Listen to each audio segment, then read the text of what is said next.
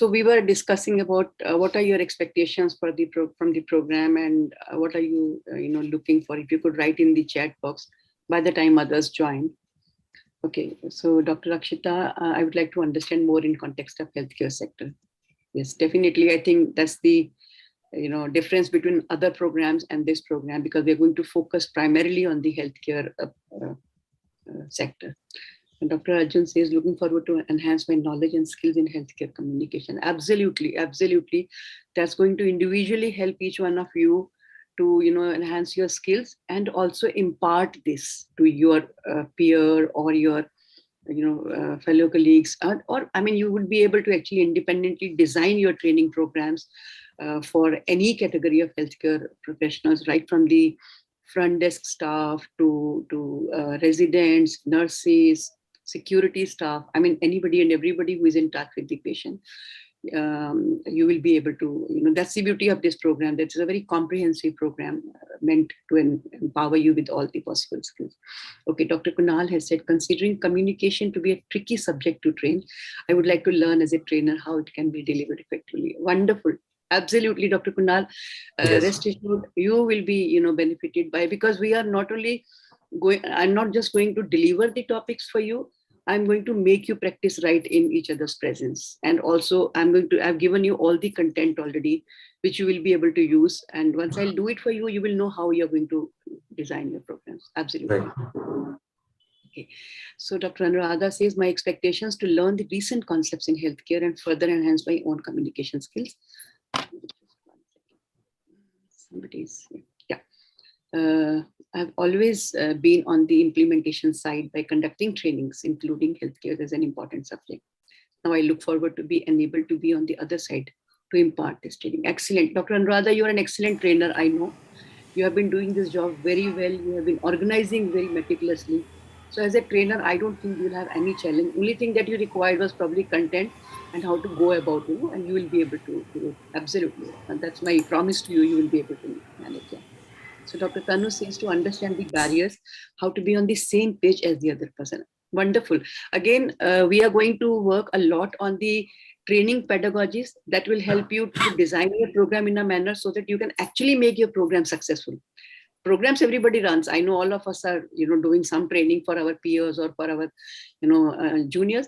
But then we really want our program to be, meaningful, useful, and bringing result. So we'll be working on it.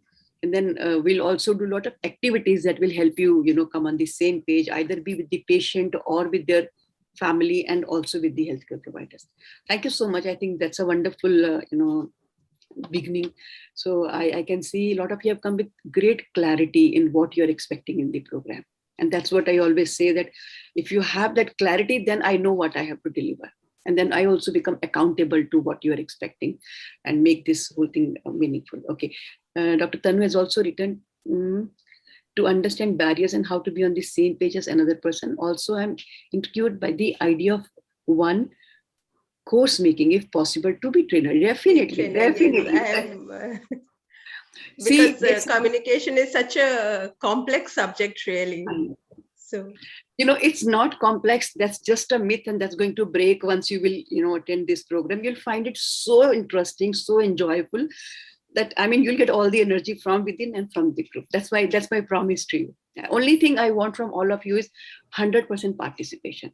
Forget about any inhibition or any, concern. Oh, I'm so senior. If I'm asking this question, I may be considered silly, that, oh, she doesn't know this or he doesn't. We don't know everything. Not all of us know everything. We need to know. We learn from each other. And this is a wonderful platform where we can, ask any question with each other and, get the answer. So Dr. Amreen, ma'am, I just want to know from your side that why you thought to organize such a program. Amreen, it's a long story. I think I'll when I talk about my journey, I'll start with that. Even today, one of the participants from the previous batch was asking me, ma'am, how did you think of this? And how come this really struck the chord with the audience and with everybody? I'll share that, definitely, because that should interest you. And that I'm sure that would be the interest of everyone, that why I'm here and why you are here with me. Yeah, Ma'am, can I say something? I think you wanted to create some clones. I mean, like you, somebody can impart the training. So, Wow. So good, so good, so good. I think that's the vision I'm getting now, because lately I realized that I wouldn't be able to, bring the change that I'm hoping to bring in the healthcare. And I need a lot of hands. And I'm very glad and thankful that so many people responded to this call of mine. The post that I had posted on the LinkedIn and to which you responded, 60,000, I think 62,000 views I had to that post. And around 400 and some people have registered for the program. They have shown interest. So that's why I'm getting batch after batch. I mean, even before I can close my previous batch, I'm starting with the next batch because I don't want people to lose interest. So and at the same time, I cannot take more than 10 or 12 people in any program because it's a hands-on training. I want each one of you to practice here on this platform, not just be a mute spectator and go back with the theoretical knowledge. So that's the purpose. I'm keeping the group size very small, and hopefully I'll have more and more people like you who would be willing to become master trainer.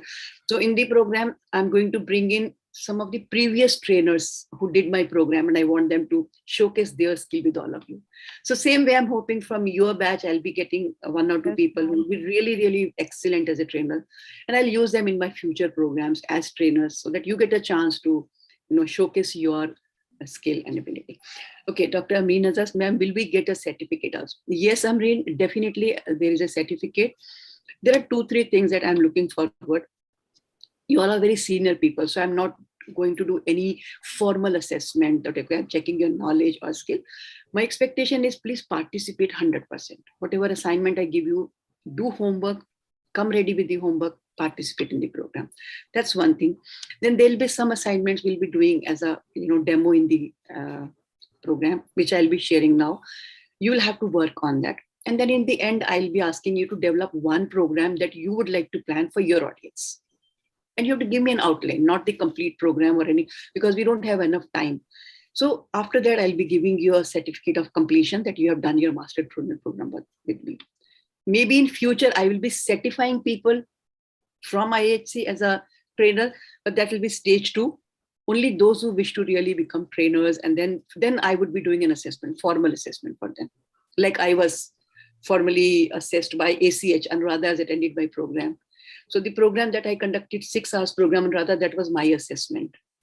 My facilitator was just an observer at the back end, but the whole program had to be done by me, and I have to do another 6 hours. So almost 12 hours of skills I will have to demonstrate to get certified by ACH that I am their facilitator. So same way, on the same lines, I will definitely consider, that level, but I don't know how many of you will be really keen to become certified trainer by IHC, but that's stage 2. Let's see. So let's do one thing at a time. Navneeta, thank you so much for having your camera on. You're so good looking, so cute. So nice to have you, and very young one. So Navneeta, can you hear me? Navneeta, can you hear me? I think she has some challenge with her audio. Okay. Sherbano. Hi, ma'am. It's place of honor that I can learn from you. And can you have recording of class after meeting? Definitely, Sherbano. I am recording already on YouTube. And immediately after this session, I will be sharing the link in the group. So you can view it any number of times as you want to learn from your own performance and work. It's a very open platform, Even after the program, anywhere you need my input to design your program, I'm just a phone call away. Rest assured. So friends, Dr. Sherbano and Dr. Najma, they are both gynecologists in Afghanistan, and I've been in touch with them for almost good 4-5 years.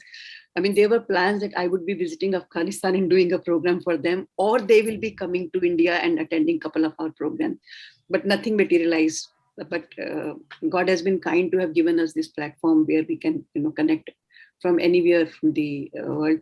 So, welcome, Dr. Sherbano. Dr. Najma, I cannot see. So if you can just let me know if she's joining, or is there some challenge at her end? Hi, ma'am. Sorry, she had an operation. and the patient had so much bleeding. Now she's busy in operation theater. That's why I asked about recording of the class. Perfectly all right. That's perfectly all right. I'll be sharing the recording. Please ask her to see the recording, because but I will discourage you to rely on recording, because this program is completely full of participation.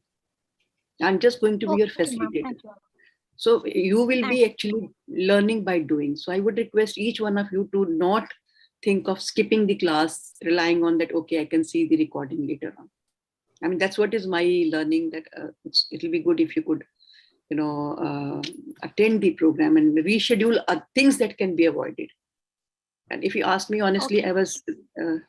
that's all right. I understand, because being a professional, sometimes you are stuck with your professional responsibility. So for me, I'm here and my daughter is in hospital right now. She suddenly had,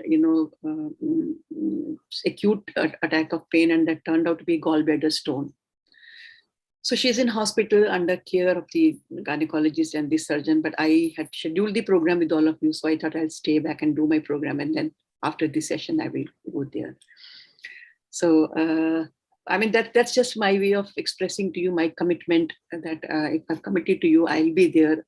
And I would request all of you to, put aside that something that is avoidable. And I promise you will never be disappointed from any session that, I mean, it wasn't done the way it should have been done. So thank you so much. I think all of you have given a wonderful input, and that gives me a lot of clarity and, satisfaction that we are on the same page. What you're expecting is what I'm going to give in the coming program. So before we start with the formal session, can I request all of you to briefly introduce yourself? And since you have already talked about the expectations you have, I will not ask you to repeat your expectation, but just tell about your professional background and anything that you have not written in the chat box if you want to say why you are here. That I think we all will get to know each other and become more familiar and comfortable. So can I start? Okay, let me start from my introduction and then I'll pass on to you. So my introduction can be a little longer just to give you an idea about my background so that you're comfortable with me. So friends, I am a psychologist in practice for almost 30 years and a trainer in healthcare communication. Trainer as such, I've been last 30 years, I've been into training. I was training officer with National Institute of Health and Family Welfare. I was in government job, but then I found government job a little restricting and I left the job and jumped into private practice and started with my trainings. But healthcare communication happened to me like 10 years ago. Amreen, I'm answering your question that how did I get into it? So somebody said that there's a 2 days program on healthcare communication. Would you like to attend? I said, I'm already a trainer. I'm working in healthcare. So why the hell should I attend that program? That was the thought I had at that time. But then I requested the organizers to send me the topics that they are going to cover. And trust me, the topics that they shared with me were absolutely new to me, absolutely new. I just didn't know ABC of those topics. And I was really, surprised that, okay, this is clinical communication. I just thought that it's all about being nice to the patient and, welcoming and smiling. And, I said, I'm going to do it. I did that program. I think more than 500 people have done that 2 days program by excellent trainers. They are trainers in India. They are doctors who designed this program. They have made beautiful videos in Indian context by Indian doctors. So Bangalore Baptist Hospital started this venture where Dr. Kingsley and Dr. Badri did most of the training. They are not a trainer, but they are the one who did our training. And from there, I picked up because that's what I needed to, make a new beginning in this subject. And 10 years ago, when I started doing this program, it was absolutely a new word for me and for my audience also. I was attending a program by Academy of Healthcare Administration, AHA, Noida. It was a postgraduate diploma in healthcare quality and management, PG QMAHO.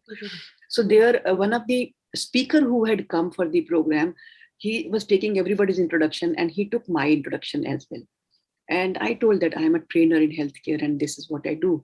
So he said, we do 4 programs in a month, 2 for junior residents and 2 for the senior residents. Can you take half a day session for them? I agreed. I did half-a-day program, and the medical superintendent of that hospital was there to introduce me to the participants. She fortunately attended my program. She gave this feedback to the health secretary that don't get this program done just for a couple of doctors, get it done for everybody who's in healthcare. And I did 500 programs in 2 years' time. Almost 35 hospitals of Delhi, including prominent medical colleges and other, healthcare facilities. And that gave me an excellent opportunity to hone my skills as a trainer in communication. So what I had learned from my mentors was the base, but then what I developed from that learning was, my way of conducting the program. And after that, there was no looking back.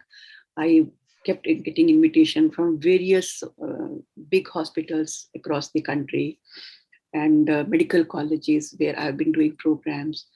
I've done around 1,500 programs, maybe more than that in the last 10 years. Almost every day or second day, I'm doing a program for one group or the other group. So that's the place where you all can be and can be even much higher than that, because I'm sure you were maybe better connected than me. I was not very well connected with people. Even right now, I am not very well connected with people. It's people who on their own, they get in touch with me and this thing happened. So how the idea of this program came to me, Amreen, that was your question, that how the master program came to my mind. Couple of people kept messaging me on mail or on WhatsApp, ma'am, are you doing any program? Are you doing any program? I didn't know if anybody will be really interested to do a program. Yeah, I didn't know if anybody will be interested to do this program. So I just, I am little, risk-taking kind of a person.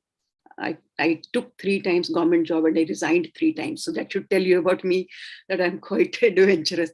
So I just, developed a program in 5 minutes. 5 minutes, I wrote a write-up and I circulated to my group. And then I also posted on the LinkedIn.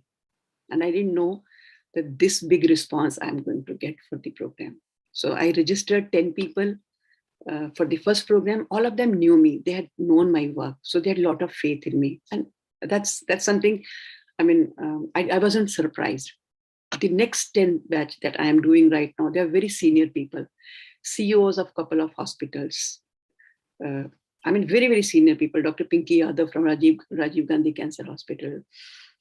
Captain Sandhya Shankar from Fortis Hospital, Director Nursing. So very senior people, came. Dr. Pai from Kerala, then Dr. Anup from Kerala, again CEO of one of the cancer hospital in Kerala. So they poured in. And then this time when I announced for the 3rd time, again, I have all of you with me. So that shows that this is a divine intervention and it's a God-planned program. And then that gave me that vision that I wouldn't be able to reach anywhere and everywhere on my own. And plus one random program is not enough. Now my intention is people who are really seriously interested in communication, they should come forward, take this training, either be independent trainers like me, the way I'm doing, or maybe you can get into an organization and, transform the organization by conducting this program, customizing for your audience in your own way, be it doctors, be it nurses, be it anybody, maybe security staff or front desk staff, because everybody needs to be sensitized to the idea that this is not just about niceties. It is clinical communication. And then this COVID period, I wrote that book also. I'll show that book. I don't have it right now with me because I'm working with the medical students for almost 10 years. And I'm training them in how do you conduct patient interview, how do you do information sharing, how do you help them learn informed decision making. That's another program that I'm doing. So based on that, I wrote a book for the medical undergraduates to learn the nitty-gritties of communication. But that can be of great help to anybody. So if you get a chance, read that book, and we can always discuss that book also in the program. So this is in brief about me and my background. Any questions about this, if you have? If you wish to ask anything to just satisfy your curiosity or to understand me more, because we need that comfort level where you can comfortably, ask me about me or my professional background. Okay. So I think I'll pass the baton to Dr. Kunal to introduce yourself to everyone and tell us briefly about you and your professional background. Thank you. Sure. Good evening. Thank you, ma'am, and hello to all of you. I am Dr. Kunal. I am a medical graduate. I did my MBBS from BJ Medical College and then pursued my master's in healthcare management from Institute of Health Management Research, Jaipur. And since then, I'm into administration in different capacities. I have been associated as a trainee, an intern, and during my career. So I have touched upon, say, government hospitals, private hospitals, corporate hospitals, trust hospitals, and I worked as a at a medical college also. So, and personally, my father, we own a small hospital. My father is a general surgeon. So since childhood, I have got exposure to the concept of communication, how doctors talk with the patients at different levels, and as the time went on, I could differentiate the type of communication happening at different places. So then once I started my journey as a professional healthcare administrator, in say around 8 years back, I attended the same program by Bangalore Baptist Hospital. And I read the book edited by Dr. Nagesh Rao and Dr. Alexander Thomas. And that program was at that point of time for me to learn more about health communication as a subject. And then as I moved on, I had different departments, right from medical administration to quality and handling medical and nursing as well, and then into operations. So currently I'm at BAPS Pramukh Swami Hospital. It's a trust run hospital. We are 200 bedded and it is located at Surat in Gujarat. And I'm here in the capacity of a chief operating officer since 2013. So a long time before that, I was with the corporate hospital, Sterling Group of Hospitals. Please. Yeah. So what I felt was I'm always a learner. That is number one. So I get on to try to learn different things. And the best thing I find is that when I learn something, I have that urge to teach it to someone or train it to someone so that it passes on to different people and goes down the line. And that helps me understand the subject even better than the initial learning part. So communication is one such thing where at one point of time, everyone feels that, okay, why these things are not happening or why are these problems? And when you do a Pareto of any root cause or any problem, you find that more than 50% is the result of improper communication. And at such point of time, I found that either we can be a part of a problem or a solution. We cannot just keep on sitting there. And that is where I felt that, okay, healthcare communication is something that can be taught along with other subjects also. And I have been taking trainings on various subjects to my team because I've been learning quality, QM and AHO and NFBH as an assessor, then risk management. And I felt that, okay, by giving the trainings to our staff, it is what we are doing, whether they stay with us or they leave the organization. It is the overall healthcare that we are trying to improve. And that is one of the reasons for me getting into this mode of training since quite long. And healthcare communication, why I said tricky is because at one point of time, whenever you say that, okay, we are doing a session on communication, and the first question would be, why will someone come and teach us how to speak? And right from the specifically for the senior consultants or doctors, and so that comes the initial barrier कि हमें बोलना भी सीखना पड़ेगा क्या? That is kind of the thing that we get. That is why I chose the word is tricky. And that's why I felt that learning from your experience and maybe your experience of handling different audiences would also help when we as a trainer try to deliver and spread this knowledge of healthcare communication. Sorry, I'm a bit, I spoke a bit more, but that's what it is. That's perfectly all right. I think it's a pleasure having you here, Dr. Kunal. I mean, you don't look that old, but you seem to be very experienced, very knowledgeable. And I'm so happy that you are here.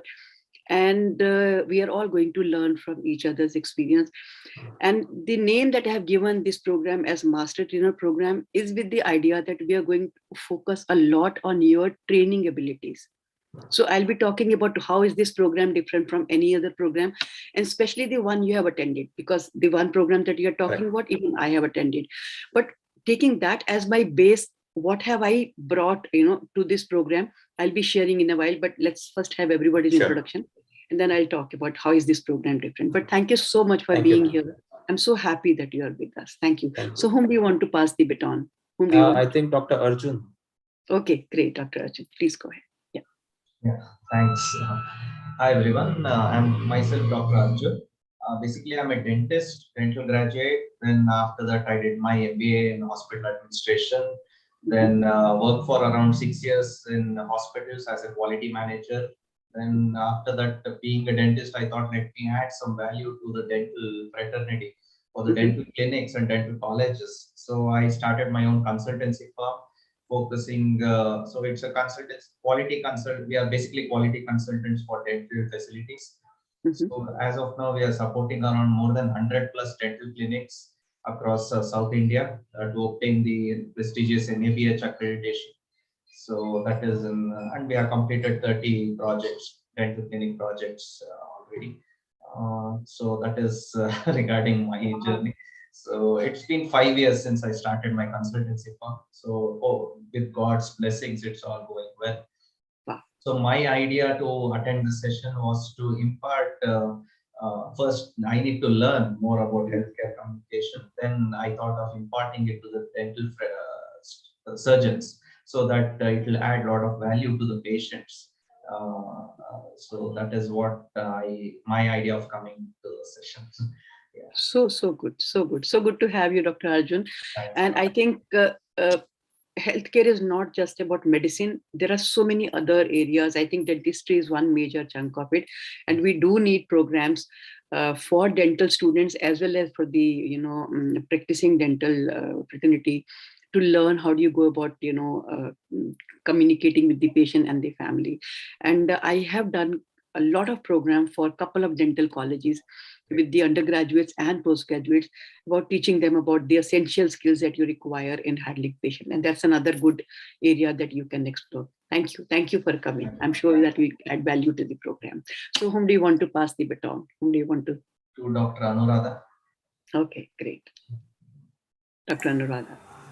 Hello everyone, I am Dr. Anuradha.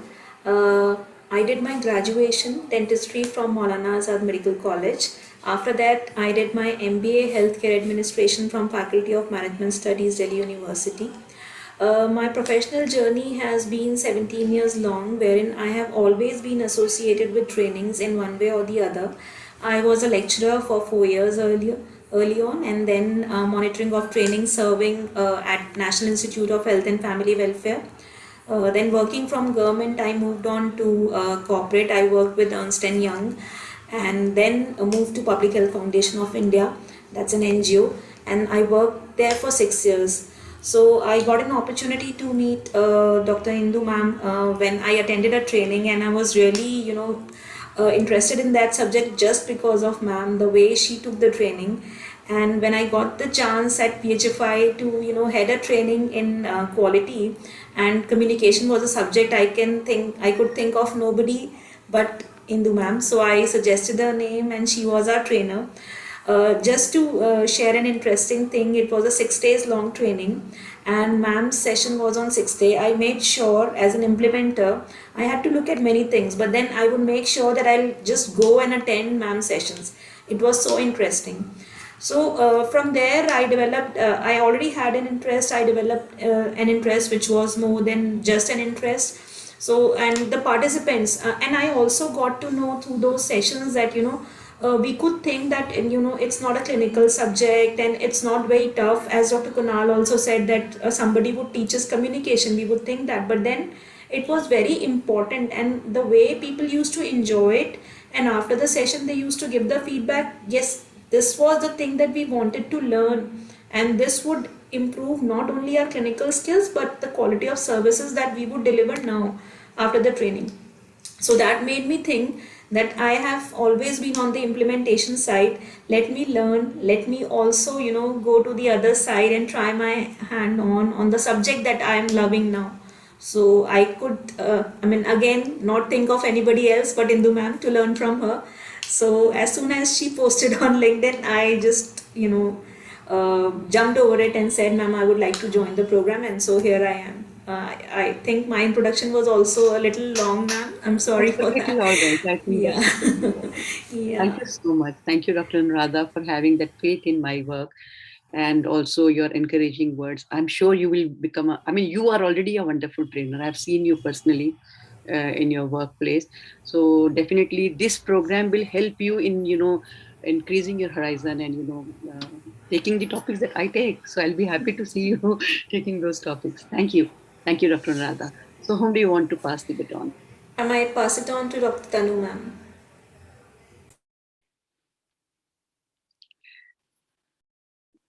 Ma'am, Dr. Tanu, please you are unmute. muted. You're muted. Ma'am, please unmute your device. Yeah. Sorry. So good evening, everyone. I'm primarily a clinician with more than 30 years of experience. I've worked primarily in pediatrics. And for about 22 years, I worked in an NGO, again as a clinician, but also as a hospital administrator. And because they have a very vibrant outreach program, so I have worked in their field programs, and I've done a lot of trainings because the NGO I worked with had a community-based organization, self-help groups for women who were used to promote health-related activities in the villages. So I have done trainings for them in various aspects, mainly care of the newborn, and we also did some cervical cancer screenings in the villages. So, getting them involved in that. So that kind of work I have been doing. I quit from there about a year and a half back and joined another hospital. But presently, I'm not working anywhere.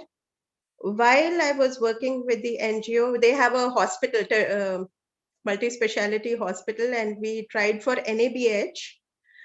At that time, I got interested in the quality in healthcare aspect. So I've recently completed postgraduate diploma in healthcare quality management from Tata Institute of Social Sciences. Just got the results today. So Congratulations. thank you. And I was just scrolling through LinkedIn and I came across this and I was very intrigued for mainly two reasons. One thing is when I was doing a diploma in quality management, I realized that communication is a very, very important part of any medical mishaps and things like that. And secondly, as a clinician, because I was working with newborns, in fact, that was one of the questions I had asked when I talked to you. I found that, you have to talk to family every day for weeks on end. So I found that after you have explained everything for 20 minutes, then they will say, but Doc sab theek to hai na? So obviously I was not telling properly. So as a clinician also, I was interested in how to improve communication. So these are the two reasons. Wonderful. So let's see. Thank you so much, Dr. Tanu. With such a vast experience, you have come for the program. That shows your humbleness and your desire to learn. I think that I would really, really appreciate, because normally when we are at such a position, we have this feeling, oh, I know all. Why do I need to learn anything? Especially like Dr. Kunal said, that they would say, "Aap mujhe sikhayenge kaise baat karni hai." I think that's the biggest hurdle you will come across, And Dr. Kunal, I'm going to give you tips. How do you really handle that? Yes, But again, I really thank Dr. Tanu, because I do not know Dr. Tanu personally, but Dr. Tanu, you have, entrusted your faith in me, investing your time and energy that I really, really respect. And I will make sure that your learning is really meaningful and you go back very satisfied with the program. Thank you once again. Thank you once again for joining. So whom would you like to pass the baton? Dr. Amreen? Okay. Unmute, Dr. Amreen, please unmute your device. Hello, good evening all. First of all, I would like to thank Dr. Indu and Neja ma'am. It is not the first time I'm getting any training from her. I was in PHFI in 2018. I completed my MBBS in 2013 and I got into the government job as a medical officer in 2014. And I worked at primary healthcare level. I worked at community center also, at a district level also. And there in PHFI in 2018, I got it for the training CCHQ, that is quality improvement. And there I met Dr. Anuradha Agrawal ma'am also and Indu ma'am also. And I got the training on communication subject from Indu ma'am. And ma'am is added on my Facebook. So ma'am sent me that link. And it is really, I am feeling very proud and it's an opportunity for me to learn from ma'am. And I'm really very happy to meet you all, my seniors. And I'm definitely going to learn a lot, because communication is not important, just it's an important part in every daily activities also, and relationships also, whether it's a personal or professional. Especially in healthcare sectors, we all know the treatments, but we don't know how to communicate with the patients. And here why the most of the controversies arise. So I think this training is also going to help me a lot to impart my knowledge in government sector to the healthcare providers also. Thank you so much. Thank you, Amreen, and I'm sure you will be benefited personally and professionally from this program. And I would really, ask you to do a lot of trainings, because you really need to hone your skills. And after you do this program, you'll have content and the pedagogies that we are going to discuss, which you can use, to design your trainings. Thank you so much, Amreen, for, having faith in my work. Thank you. So whom do you want to pass the baton? I think Dr. Sherbano ma'am is there and Navneeta, दोनों में से जो भी available हो. 4 लोग हैं अभी. Dr. Rakshita. Dr. Sherbano. Okay, Dr. Sherbano. Hi to everyone. Good evening. I'm very happy that I am with you. First of all, I thanks a lot from Indu ma'am for conducting such a useful class. I'm really glad for being here. I am an obstetrician gynecology MD doctor. I just graduated about 1 year ago, and right now I am working in Shifaju Hospital with Dr. Najma, and also I'm a technical advisor in Afghanistan Society of Obstetricians and Gynecologists. And I hope that I can learn more and more from Indu ma'am and all of these experienced doctors. Thank you so much for giving me this opportunity. Thank you so much, Dr. Sherbano, to have joined the program. Right from the first program, she has been trying to, enroll for the program, but somehow it was not materializing. So all thanks to Almighty to have, materialized this. So I hope you will be benefited and also will be able to do these programs for your healthcare providers there in your country, because I expect you to take the flag from here and, independently run the show in your country. Thank you so much. So whom do you want to pass the baton? Okay, I want to pass the baton to Dr. Najma Sama Shifajo. Wow. So Dr. Najma, can we have your video on? Can I request Dr. Sherbano if you can have your video on? Wow. Yes, why not, ma'am? Yes.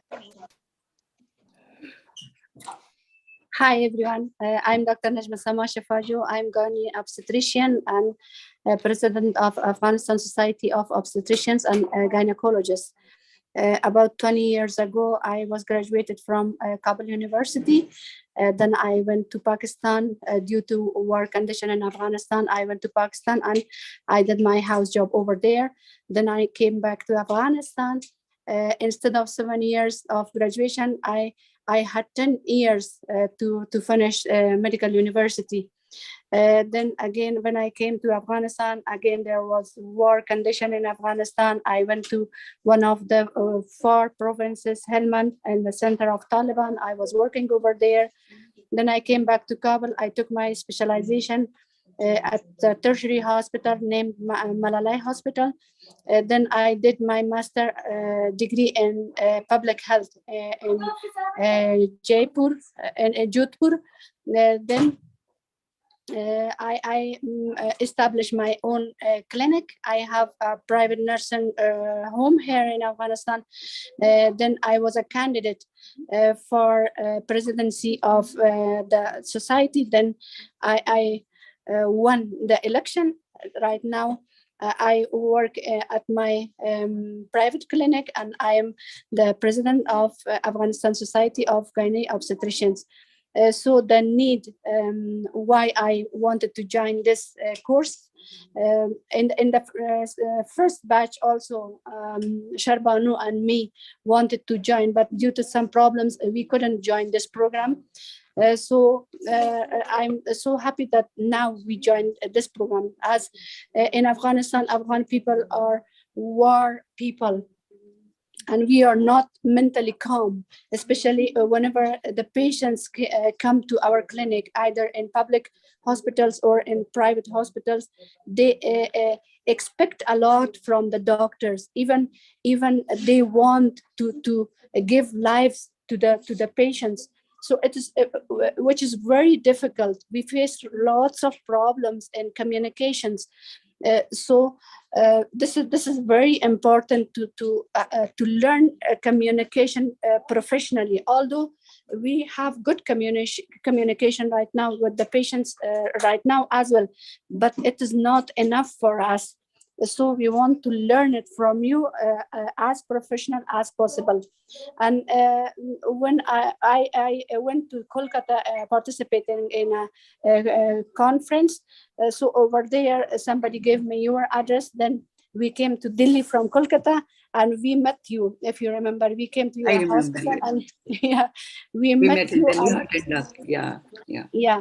And you introduced your programs to us. Then I liked that program, and I introduced your program to all my gynae doctors. But unfortunately, they maybe due to some problems, they are not able to join this program. So in the future, I wish that they could join this program and take benefits of this program and your knowledge. Thank you so much. Thank you so much, Dr. Sharban. Dr. Nazma, I met her almost, I think, 3-4 years ago, and we kept thinking, how can we take it, forward and do programs in Afghanistan, but things did not materialize. But I'm so happy and thankful that you are taking out time from your routine and you are attending this program. That shows your keen interest in the program. So besides regular communication, we are going to cover a lot about how do you handle difficult situations, especially when people have unrealistic expectations that this patient has to survive. You have to give me positive results. The outcome has to be as per our expectations. So how do you really handle those situations? We are not only going to understand the theory, but we are going to practically do it through role plays and a lot of activities. We are going to work on that. So I'm sure you will be benefited and you'll be able to take it forward to your, fellow professionals. And as far as you said that people do not have interest, definitely people have no idea what clinical communication is all about, and therefore you will not find many people coming forth to attend the program. So you have to really create that interest, which we are going to talk in the couple of programs, definitely. Yeah. So whom do you want to ask to introduce? I think we have 2 people left to introduce, Dr. Rakshita and Navnita. Lakshita. Navnita. Dr. Rakshita. Dr. Rakshita, please go ahead. Yeah. You'll have to bear with my internet connection. In case I don't. Can you hear me? Yes, we can hear you. All right, thank you. So I think in this complete group, I'm the odd one out, and bringing that kind of a diversity to the group, because the only sector in which I have not worked is healthcare, and rest all the sectors I have worked, because I'm primarily from the field of transformation and change. So I'm a PhD in psychology, plus from the applied side of it at the management level. So have actually led many change and transformation programs across sector, across industries, starting from technology to agriculture, or oil and gas, or pharmaceuticals. I worked with 2 big pharma firms, which is Zydus Cadila and Ranbaxy. I was global HR director there, and that is how I came in close contact with a little bit of a thing around healthcare. And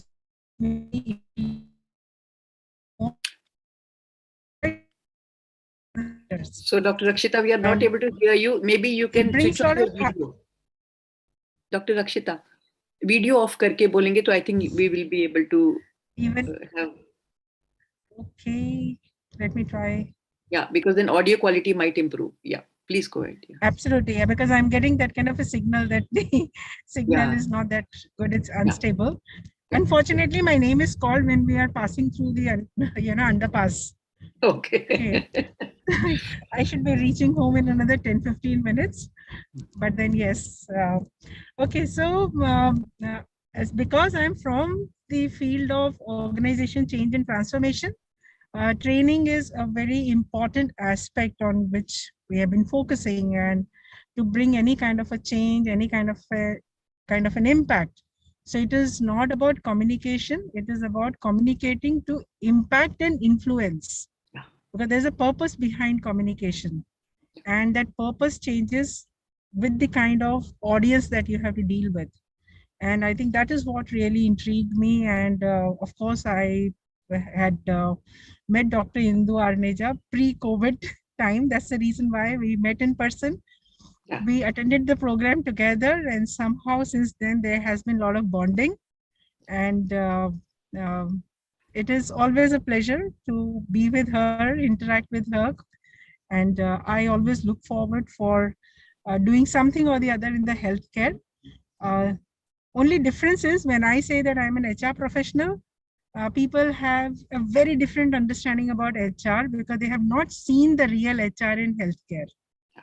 And what I normally say that the HR that people witness in healthcare is not HR. That is very, very elementary HR. True. Okay. I completely agree. So there is huge scope as far as even HR is concerned. HR as a field is concerned in healthcare, and I'm so happy that there is a dedicated program around this whole thing. And I'm really looking forward to a lot of unlearning and learning around the whole concept. Thank you so much, Dr. Rakshita. Friends, Dr. Rakshita is a very, very experienced person. You will get to see in the programs that we will have. And she's saying she doesn't have healthcare background, but I have seen her working with one of the hospitals where she was responsible for transforming the health culture. And she did it in an excellent way.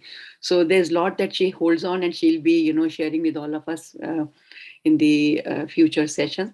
But thank you so much, Dr. Rakshita. I mean, to have had this faith that you can invest your time in this manner for this program. And I promise that you will be satisfied and happy after the completion of the program. Thank you once again.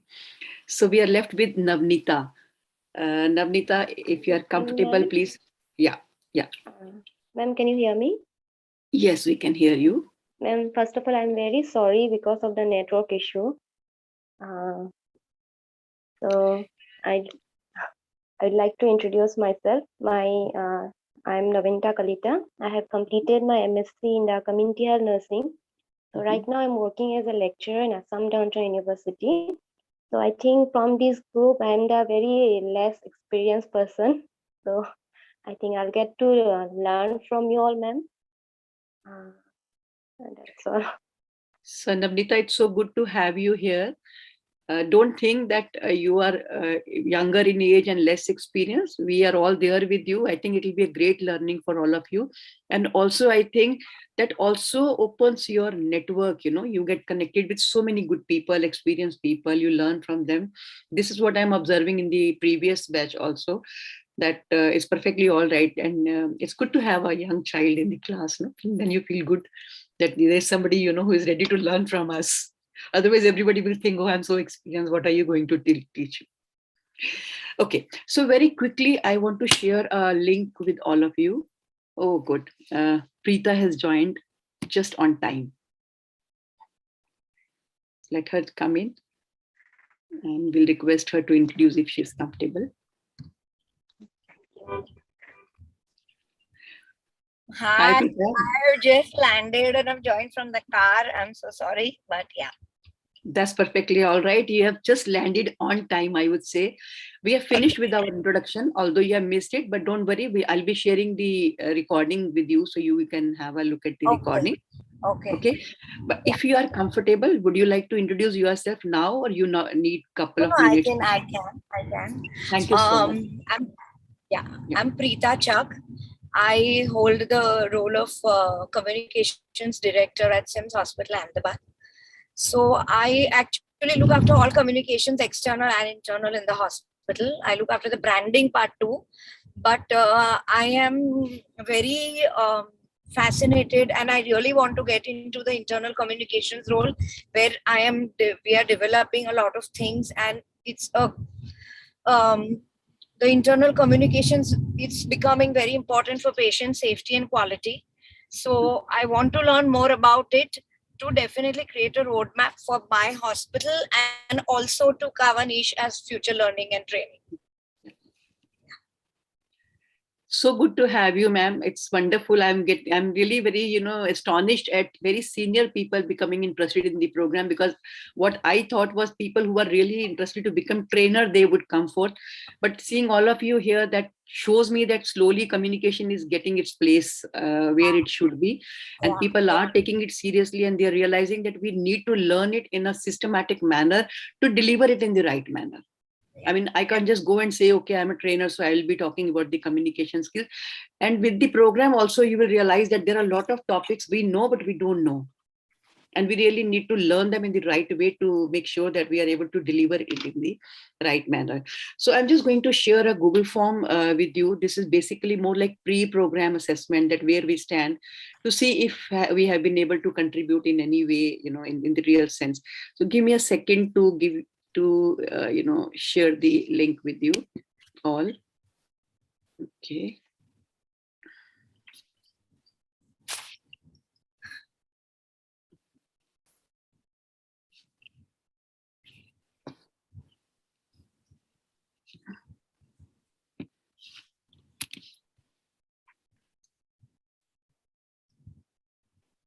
Yeah, so I've shared the link with all of you in the chat box. Please check if it is working.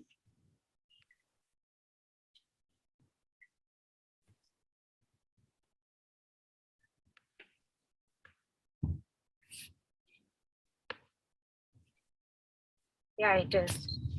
Thank you. Yeah.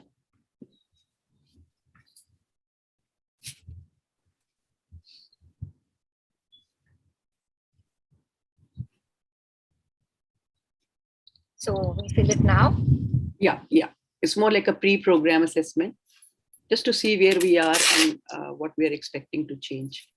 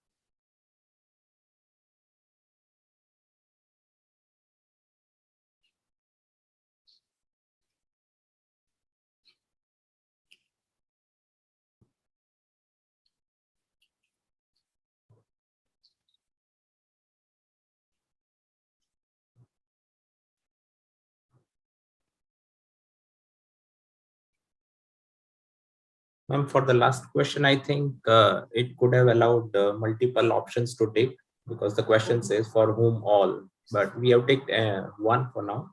Yeah. Okay. I think I had the same concern, and I wasn't aware if you are able to really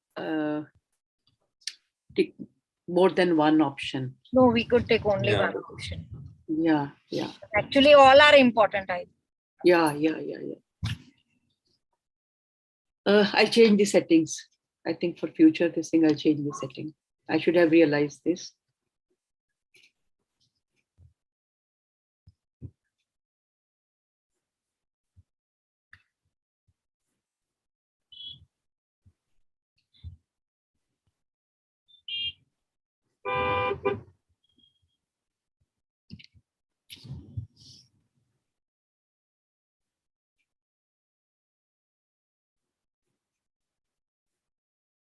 So I've received 5 responses, waiting for some more to complete.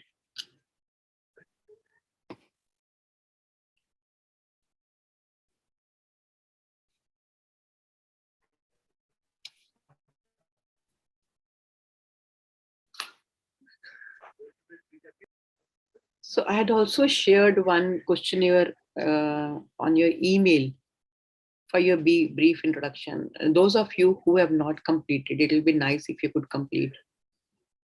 So that makes a good database, and also for future, in case if we link for any program, then because as I said, I may be using some of you as trainers in the future programs. So it will be good if I have your details with me.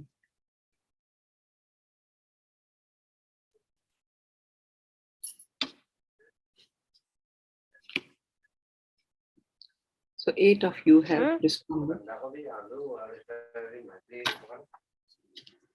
Okay. Okay. Mana bani gitme.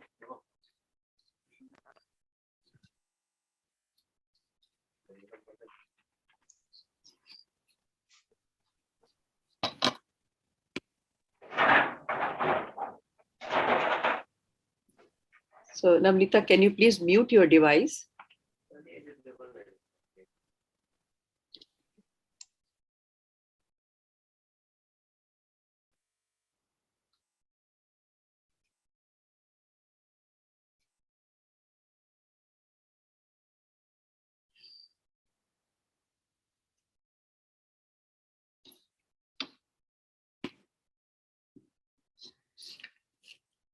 So I have received 8 responses, 2 more to go. Dr. Najma, I hope you are not facing any challenge in completing the form.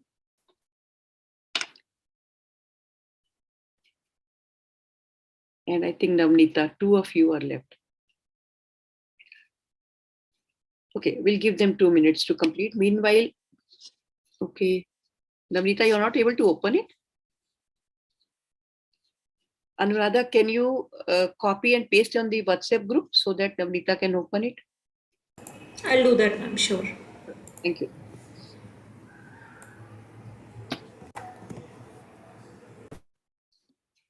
Okay, so those of you who have not been able to complete, I think only 2 are left, right? So before we move further with the program, just give me 5 minutes to tell you what this program is about and how we are going to, accomplish whatever we are planning to do. So this program is slightly different from the communication program that some of you have attended, the Dr. Kingsley and Dr. Badri, which even I have attended. So that's more where you learn the different topics of clinical communication, and where we were like audience and we were participating, but then we were also mostly focusing on the content part. So this whole program has been divided into 3 parts. One is content. So if you believe content that I've shared with you is good enough to make a beginning as a trainer, wherever you are with whatever training programs that you plan to organize. So whatever I'm going to cover is mostly given in the content that I have shared with all of you in the form of a word format. Second is the pedagogies, because many of you may be excellent at the knowledge part, but when it comes to actually conducting training program, some of us are not able to effectively organize a successful program that really has the impact that you desire. So a lot of focus is going to be on the facilitation skills, where we are going to talk about the different pedagogies that we can integrate with this program so that your program becomes really rich, meaningful, engaging, and useful for you, and you are able to successfully design the program. The third part is, how do you go about designing a program and facilitating a program? Again, sometimes we miss on the nitty-gritties of how a successful program can be designed. So we are going to simultaneously focus on how do you go about designing a program, especially for those who are trainers. So you may be thinking, how do I really organize a program for a set of nurses or residents or consultants? So we'll be discussing about different topics and the amalgamation of these content for a different set of audience. That will be part of how do you design a program. Plus, I will be covering almost all the topics that we are going to, that you primarily will require to start with your trainings in communication, which I've already given you in the content form. So attending those sessions will help you to observe me, how I do it, plus, integrate whatever new learning you have in the program that you wish to design for your set of audience. The pedagogies that we are going to talk, maybe initially I'll be talking about them when I say about the facilitation skills, but each one of you will be making a 15 minutes presentation from session 5 onwards. So first 2 sessions will be, today's session is more about understanding the importance and relevance of clinical communication and how it is similar and different from day-to-day communication. We're going to talk about this in the first session. Second session will be about developing communication competencies, where we'll be covering basically the verbal and non-verbal finer details. How do you really communicate? So personally and professionally, you will be benefited with that session. And also you will learn that topic from the point of view of how you are going to, impart these skills to your audience. Because ultimately the idea is that how do you really help them know the importance of smile or importance of eye contact? So I'll be covering this topic through activities, through role play, so that you are able to learn the content and pedagogy simultaneously. Session 3 and 4 will be on designing a program and facilitation skills. So to some of you who are not into training, you may find, I'm not going to design a program, but I will still insist on taking interest in these 2 sessions, because you may not be designing a program, but if you know how to design a successful program, you will be able to make sure that your trainers are able to do it in the right manner. Because you will have a lot of trainers working under you. They may be doing it, but then you're not getting the desired result. Maybe we are failing on the content, maybe we are failing on the pedagogy, maybe we are failing on the linking or engaging the audience. So these 2 topics will help you learn the right way of going about designing a program and facilitating a successful, interesting, enjoyable program. Session 5th onwards, we will be covering different clinical topics. For example, how do you handle a patient who is uncooperative? Or how do you handle an aggressive patient party? One second, Anuradha has asked a question. Anuradha, in the inviting mail or in the confirmation mail, I have sent you a list of topics. And if you'll have a look at the list of the topics, this is what I am discussing. I've already shared with you. And yeah. So, but I'm just revising for everybody so that we are all on the same page. And then after session 4, it will be all the topics like handing over tools or breaking bad news or updating the family of a critically ill patient. All these topics are going to be covered through activities, role plays, questionnaires, videos. So you will be doing and learning, and also learning the topics as well. But besides me doing this session for all of you, last 30 minutes in every session after session 4, 2 of you will be presenting different pedagogies. So I will share the list of pedagogies in session 4. You will choose the pedagogy that you wish to present. So a 15-minute presentation will be made by you. For example, somebody picks up storytelling as a pedagogy that you will be demonstrating. So in those 15 minutes, you will be showcasing storytelling. Maybe you will be sharing a story with us. And then you will talk about advantages and disadvantages of storytelling, do's and don'ts of storytelling, or anything that you think will help us understand better how to use storytelling in the program, maybe in the beginning of the session, maybe middle of the session, or maybe as a concluding of a topic. Similarly, somebody can take up role plays, somebody can take up how to start a program, how to start a session. So I'll be sharing the list of pedagogies. You can pick up the topic of your choice and start preparing on it. But before presentation, you will have to have a call with me to tell me what you're going to cover, so that we are very sure of what we are going to share with the group is exactly as per the requirement of the program. Although I'm not doubting anybody's ability to make a presentation, but just to be sure that we are actually delivering the real required content to the audience. So that way we will be learning, almost like if you are 10 of you, we will be learning 10 different pedagogies by listening to each one of you. So if you will say, I'll do puzzle as a activity, then you will have to conduct a puzzle, do a puzzle for us, and then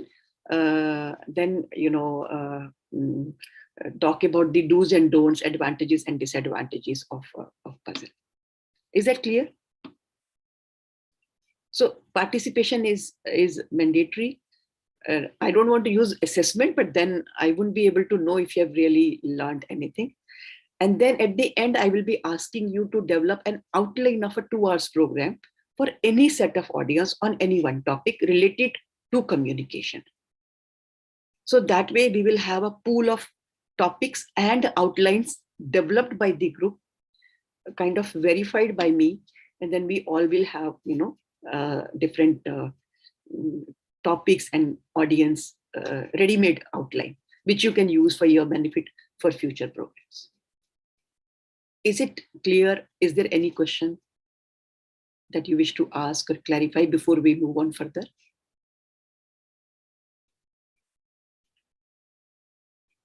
No? In total, how many sessions do we have, ma'am? Yeah, thank you. Thank you for asking this question. So total there will be 10 sessions. And each session will be 2 hours each. See, the original plan was for this batch, I had scheduled it for Tuesdays and Thursdays. So this Thursday, I may have a challenge. As I said, my daughter is hospitalized. So I'm not sure of if I have any need to be in the hospital in those hours. In case if everything is fine, that as per the schedule, then I will be holding the session on Thursday evening, same time, 8 to 10. Once the second batch is over, then I can change the dates as per your requirement. But as of now, I'll preferably want it on Tuesdays and Thursdays. Hopefully, I should be able to do it twice a week. But in case if I need to go to the hospital, then maybe a couple of sessions will require to be rescheduled. So you'll have to bear with me. Thank you so much. So, Shehrbano, I think you have something to ask, and then Dr. Anuradha, you can ask. Can you please ask your question, Dr. Shehrbano? No, ma'am, I don't have any question. Okay. It's all clear. Okay, thank you. So, Dr. Anuradha, I think you wish to say something. And just to add, Thursday this time, even I am not available. So, if you could, yeah.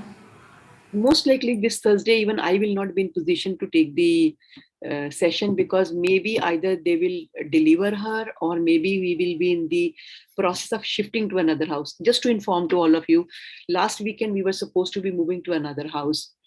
But then my daughter suddenly had this episode of pain and she got hospitalized. And we don't know whether they're going to deliver her or they're going to manage, through with medicine.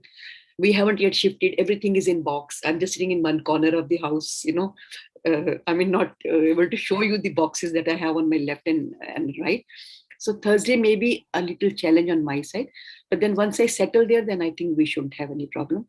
And preferably we'll have twice a week and try to complete in 5 to 6 weeks of time. I hope that's okay with everyone. Yeah. Yes. Is the time suitable to everyone, 8 to 10, or do you want to keep it from 7 to 9? In case if you all think that you want to keep it. I prefer 8 to 10. 8 to 10. That's what I thought, because everybody will be busy. So by 8, I think all of you will be home. So during this session, please feel comfortable to have a cup of tea, soup, juice, water, whatever you want to have, because I understand after a day long work, you would feel like replenishing your energy. Other than food, I think you can have everything because you will be participating in this session. Okay, so with this background, I think we are good to go for the topic of the discussion today. So today I'm going to just talk about what is the importance and relevance of communication, because a lot of us have this myth that communication in healthcare is about niceties. And I think that's the biggest block we get to see when it comes to asking people to attend a program on communication. And they have this feeling, I communicate so well, why the hell should I learn communication? I speak so good English. I talk a lot, so I don't need to learn. So I think this is one myth that we need to really break first for ourselves and also for the audience that we are going to address. So every time I'll talk about a topic, I'll try to show you three perspectives. One is, how is that going to benefit you as a individual, personally and professionally? Second, how this is going to be helpful in clinical communication when you will be dealing with your patients and with your clientele. And third perspective that I will always want you to keep in mind is, if you are a trainer, how are you going to impart this to your audience? Because that's probably the major agenda of the session, of the program, that you will need to really keep that in mind, that I need to impart this to my audience. So I need to be thorough with my understanding of this topic. So I want to ask you, what other myths do you get to see when it comes to clinical communication? You can write in the chat box. That will help everybody to participate. So what other myths you get to see? Because I'm sure you have come across a lot of professionals who hesitate taking this program. Okay. Talking with patients is the job of a counselor. Very true. A very, very good this thing. Very often you get to see this, especially where we have counselors. In healthcare, in government sector, we don't have counselors, but I think in private, they're engaging counselors to interact with the patient. I agree. What other myths do you get to see when it comes to learning communication skills? Myths or blocks or any barrier that you see among people in learning? Yes, I think passing information into patient is passed on as communication, and there lies the key to. Yes, because they say it's more like, saying what needs to be said. And we all know communication is not what you say, but it is how you say. And it has a very different, impact when it comes to, okay, counseling needs time and clinicians don't have time. Oh, very true, Amreen. I think you have just touched the right chord. They would always say that it requires time, and especially in government sector, they'll always say, we don't have time. I remember when I started doing these programs, they would always tell me, ma'am, do you have any idea how many patients we see in a day? 200 patients. How do you expect? And initial couple of sessions, I was really, I didn't know how to answer them. But then I came home and I started thinking, if I'm giving them a solution, I have to give them a solution that is possible. And trust me, then I started giving them answers to these questions, and that really, gave them an idea, okay, yes, this is another way we can address this problem. So I'll be talking about it, how I changed my way of, addressing this question. And I tried to answer those questions in a very realistic manner. Nothing theoretical, nothing ideal. What can be done, that has always been my approach. Thank you. Then doctors and healthcare staff sometimes think that they only need to talk and not. Oh yes, a lot of time we think communication is about talking.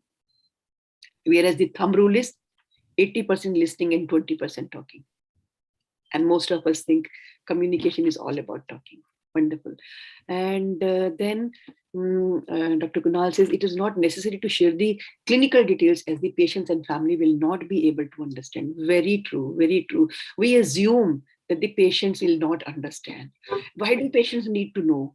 Medical management is our prerogative. Why the hell do I need to tell them? So maybe this was all right, maybe 20, 30 years ago when we were into paternalistic style of medicine, where we decided on the patient's behalf. with the change of time, with the availability of information, patients want to know what are they being treated for, or what are the options available, and what is the best option for me. So I think that whole thought process has to be really done away with. I completely agree with Dr. Kunal on this. Okay, Dr. Shahbanu says, listening to patient helps you to diagnose better, definitely. But then how many of us are really wanting to listen? That's $1 million question that we need to ask. And usually we think I'm listening, and I'm going to do a very interesting activity just now with you to help you know how we think we listen, but we don't listen. We'll be doing this. Wonderful. Okay. A lot of our problems solve when we communication, when the problem with communication is solved. Definitely, I think 70-80% of the problems are outcome of communication failure. And if you can communicate, you can look after them. I think that is what we need to emphasize. Okay, usually we don't keep ourselves at the patient. Wonderful, Amreen, I agree with you. We do not practice empathy. And when I ask my participants that why don't you practice empathy, what do you think are the blocks, they say, sometimes the answer they give is very strange. They say, because if we start putting ourselves in the patient position, we are going to get emotionally affected, and we are going to carry that baggage with us. How can we carry patients' baggage with us? That means we still lack that clarity. Empathy is not carrying patients' baggage. Empathy is very different from practicing sympathy, because the idea is to understand patient's perspective and help the patient deal with it effectively. And I agree with you that we normally think that empathy is going to take away my energy and going to attach me with the patient. Wonderful. Sometimes healthcare staff thinks it's just a disease, and they do not think how it will impact the patients and their family. They know what to say, but how to say is most important. It's one life for them.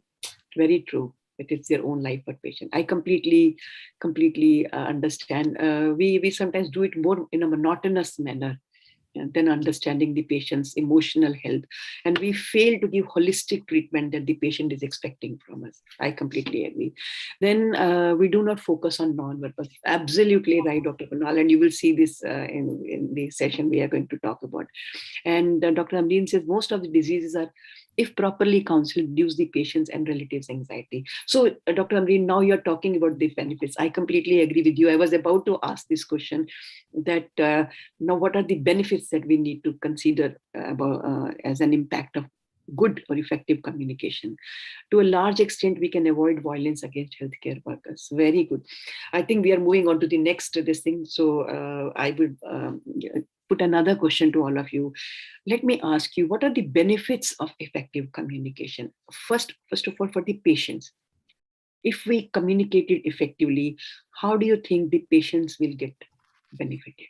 Write in the chat box.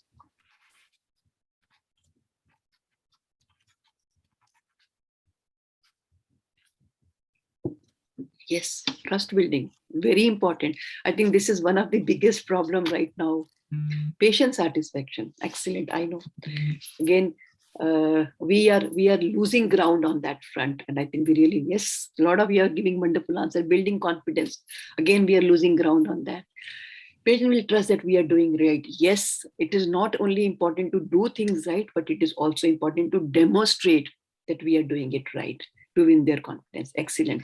On-time diagnosis and treatment. Yes, if you are able to communicate effectively, definitely the accuracy of diagnosis becomes better. 50% of the diagnosis can be done if you ask right questions, and if you allow your patient to tell about their problem. Wonderful. On-time diagnosis and treatment. Wonderful. Reduces chances of litigation. Yes, definitely.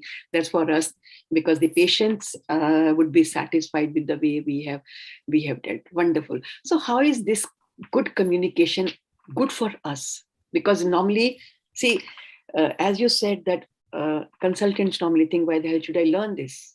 It's more like a good for hospitality services. We are not a hotel. We are not a restaurant that we have to make the patient comfortable or happy and send the patient satisfied. We are here just to do the medical management. And why the hell should I look into how I talk or how I address my patient, or do I make my patient comfortable? I think that's one thing they normally think, and that's why we have to help them see how are they going to be benefited. So what do you think? How are they going to be benefited if they learn to communicate effectively? Okay.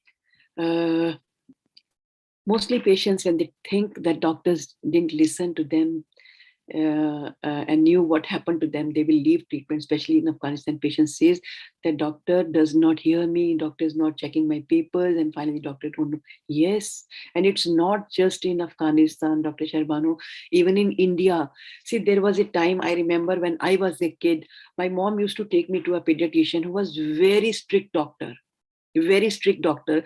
He would just not, allow my parents to ask anything or say anything, but my parents will still take me there. No, he's a good doctor. He's a good doctor. We are going there.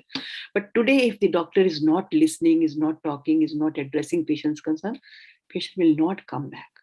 Not only this, they will go to their social media account and they will put, don't go to him, he's a rude doctor.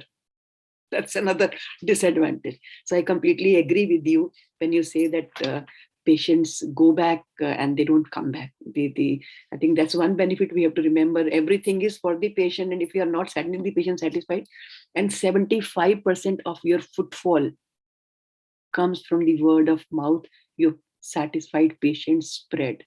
Even if you do not advertise anywhere, but if you are sending your patient satisfied, they're going to send you 10 patients at least. So it's a chain of patients that you come from every patient. And that's why it's very important to send your patient satisfied. Okay, most of the time patients need somebody to listen to them. I completely agree. So my question to you all is, how as a clinician or as a healthcare provider are we going to be benefited if we communicated effectively? It impacts reputation index. Absolutely. Very right. How else? As a doctor, if you allow the patient to speak, there will be less questions. Yes, because you have already given them a chance to ask anything or say whatever they have come for. Very true. Very true. Very true. So even you save your energy when you allow the patient to speak and listen to your patient. Also, like you said, it increases the popularity of doctors. You get more patients. Treatment is 50% what you do, but 50% depends on how we deal with the patient. Quality of care and satisfaction increases automatically. I completely agree with you. So personally, I think the physician burnout or the healthcare providers burnout can be reduced by increasing your professional satisfaction that you can derive by sending your patient satisfied. See, this is how the whole cycle works. If your patient is satisfied, he's not only going to talk good about you, but you are going to feel comfortable and relaxed and happy that you have done a good job. Another most important thing that we need to emphasize to the healthcare providers is, when you do good, when your patients are satisfied, you release a different set of hormones in your body. These hormones increase your resilience. They increase your ability to perform better. And the physician burnout or the healthcare provider burnout goes down. You can check it with yourself. The day you have a long day, but a very satisfactory day, your energy level will be so high that you will not feel tired or exhausted. Just because the set of hormones that you have released in your body are keeping your positive energy up to the level that you cannot feel tired or exhausted. And I think this is one thing that we really need to emphasize, that they need to value sending the patient satisfaction. Yes, Dr. Preeta, I completely agree that enhancing patient satisfaction is going to enhance our personal and professional satisfaction. I completely agree. Another important good benefit of effective communication is the problem of litigation can be avoided. Problem of violence can be avoided. I remember I received a message from one of a pediatrician, I think Dr. Amit Arora was his name, on my WhatsApp. He said, ma'am, 6 years in a child hospital, I think it is, which hospital of Delhi? Chacha Nehru Bal Chikitsalaya, government hospital. He said, ma'am, 6 years in the Chacha Nehru Bal Chikitsalaya as a PG and resident, and not even a single episode of violence against me. And he said, all thanks to your program. And, it was just 2 hours session I took there, just 2 hours. As I told you that those 500 programs that I did in 2014 and 15, this is how their life can change if they understand what is in it for me. So you can note down this point, because I will be asking you to always search for this if you want to engage your audience. When you are doing quality programs, when you're doing communication program, when you're doing NABH program, we are giving them whatever we want them to learn, but they don't know how are they going to be benefited. So completely change the direction. Start with your session. Start your session with the clear message. How are they going to be personally benefited by attending your session? So what is in it for me? That's one thing that you have to always keep in mind when you are introducing any program or any session to you. How are institutions going to benefit if you have a good, effective communication in place? Like if I ask Dr. Preeta, you are a director communication in your hospital. So what benefits do you see? Because I'm sure you must be strategizing internal and external communication very effectively. So what benefits do you see, because of these strategies? Dr. Preeta, I think the entire, hello, am I audible? Yes, you're audible. Okay. So the benefits is, as I've written, enhanced patient satisfaction. I feel also enhanced communication leads to a better interpersonal relationship with our colleagues too. That area also. So if you're enhanced healthcare communication, not only with patients, internal colleagues, and it leads to great working environment, which leads to a very, and in the end, patient is the prime important person we are serving. So we have to walk out a very satisfied person for communicating effectively. Very true. And the hospital's reputation is at stake. Absolutely. Any even minor or major incident that can, I think as somebody mentioned, trust building. So yeah, the communication is the first step to trust building and creating a brand image for the hospital and more patient flow. Definitely. Transforms into numbers in the end. Absolutely. So with this background in the with this discussion in the background, let me quickly share a small presentation with all of you to help you understand what is the importance of learning these skills and the relevance of using this. Let me see, where is the presentation? Give me 1 second. Okay.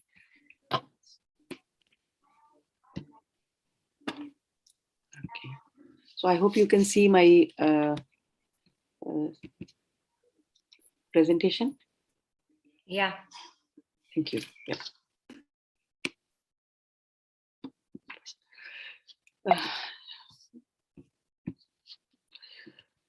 So as I said, the practice of medicine was much simpler earlier. If some of you are saying that, I mean, we thought that we would decide on patient's behalf, and that was working very well because the patient never doubted our intention. They always believed whatever we said. Even if we said you need to be operated, they will not say, okay, I want to go home and take my another doctor's advice or let me discuss with my family.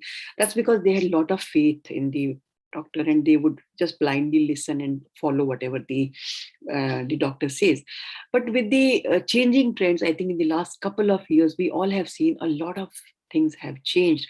For example, people have become more aware now, especially with the presence of Google Uncle. They have easy access to all the information. And we know that they mostly, especially the educated patient, would come prepared with a lot of information and questions also to ask. So as a result, we are not dealing with somebody who has no idea about what their condition is or what we are dealing with. They are far more aware and educated.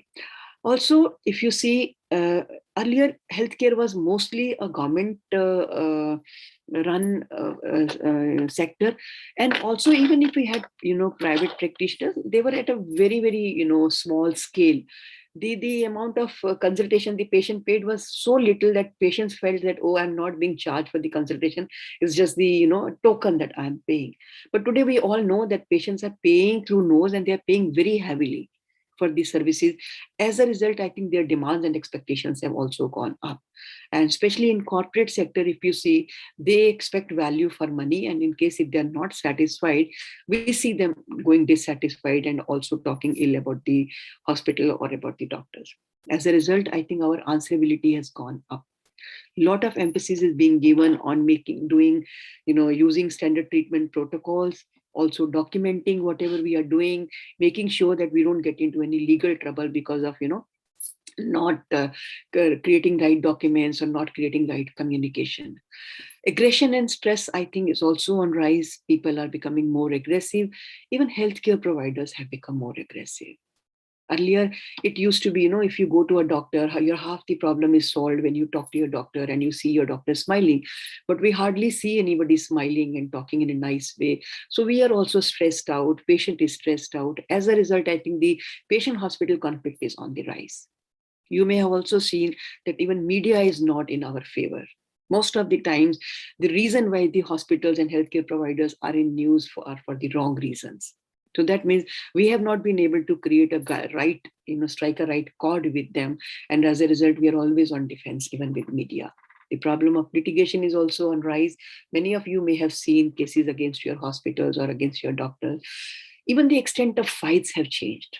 Earlier, it used to be mostly verbal, which would end in a couple of minutes. But now we get to see a lot of, violence against the hospitals, a lot of videos that circulate, on social media where the healthcare providers have been attacked physically, or the hospital equipments and furniture has been completely, damaged just out of aggression and, violence against the hospitals and the healthcare providers. So these changes, I think we really need to, consider and think, is my communication right with my patient? Based on these changes, I think we really need to work on a number of things. And one of them is patient-hospital interaction. And we are still not taking it very seriously. Now I'm getting to hear a couple of the hospitals are keeping a position of patient experience officer. I don't know how many of you have this in your setup. Fortunately, I was invited to attend an annual summit by Mayo Hospital. Sorry, not Mayo, I'm so sorry. Cleveland Clinic Hospital, Ohio. So I was invited to attend their annual summit. And that annual summit was all about patient experience. And the people who were, or who had organized the program, they were all chief experience officers of various hospitals across America. And around 1,500 people had come to attend that program. And it was all about how do you make your patient experience wonderful. I think this is the amount of seriousness now we require if we want to, send our patients satisfied. Incidentally, the training that we have, you will all agree with me, is tubular. We are focusing only on the medical knowledge and medical skill. Like, for example, when it comes to diagnosis, we are focusing on diagnosis, but how do we ask the questions? How do we treat the patient? All that we are not really trained for. It is assumed that you will be knowing it. Some of us know it, so therefore we are very successful in managing patients. But actually we require a very different set of skill training, and that is communication skills, interpersonal skills, and management skills. Unfortunately, none of the training program addresses this, and this is where we are failing right now when it comes to healthcare delivery system. Studies also suggest that doctor-patient communication is often inadequate. We do not communicate enough. And it's not just the doctor. I think even when it comes to nurse-patient communication or the front desk staff and the other patient communication, I think mostly we like to speak minimal. We do not like to indulge into any discussion or a dialogue with the patient and their family. Read the next paragraph that I'm going to show you.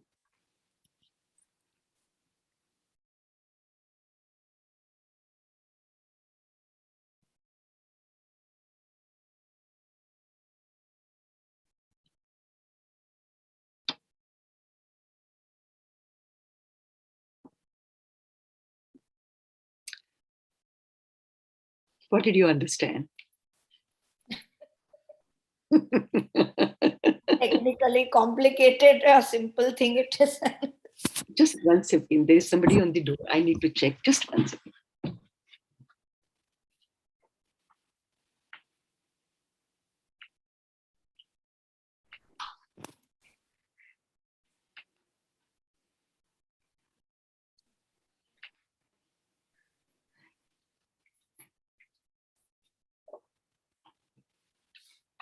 Yeah. So sorry. Yeah. So what did you get in that slide? I think an extremely complicated explanation of how rust happens. Exactly. This is what exactly happens when we explain them about their diagnosis, their treatment or intervention. Half of them do not understand anything. And that's where the actual confusion starts. The moment we have examined the patient, we have made a diagnosis, we have a plan on our mind, it's very important to share that with the patient. Let them know what we are thinking. Even if it's a differential diagnosis, we need to tell them, it looks like this, but I need to confirm. Maybe we need to get some tests done. Maybe we need to get an X-ray done. Maybe we need to get a CT scan done. I'm not sure. It will take me a while to, completely understand your condition. But what we do, we inform in such a hurried manner with a lot of technical jargon that they don't understand anything. And then the confusion starts increasing slowly. Studies also suggest that we do not, practice the basic standards of informed decision making, because we are not in habit of doing that. Usually, we have always been decision makers on the patient's behalf. But time has changed. Patients are educated and there are multiple options available. Or maybe the decision that you are taking on the patient's behalf may not suit the patient. So it's important to allow the patient take a decision, but for that we need to provide them with some information based on which they can take a informed decision. Any idea why they don't? Why are we not practicing informed decision making in real sense? Any idea? Yes, ma'am.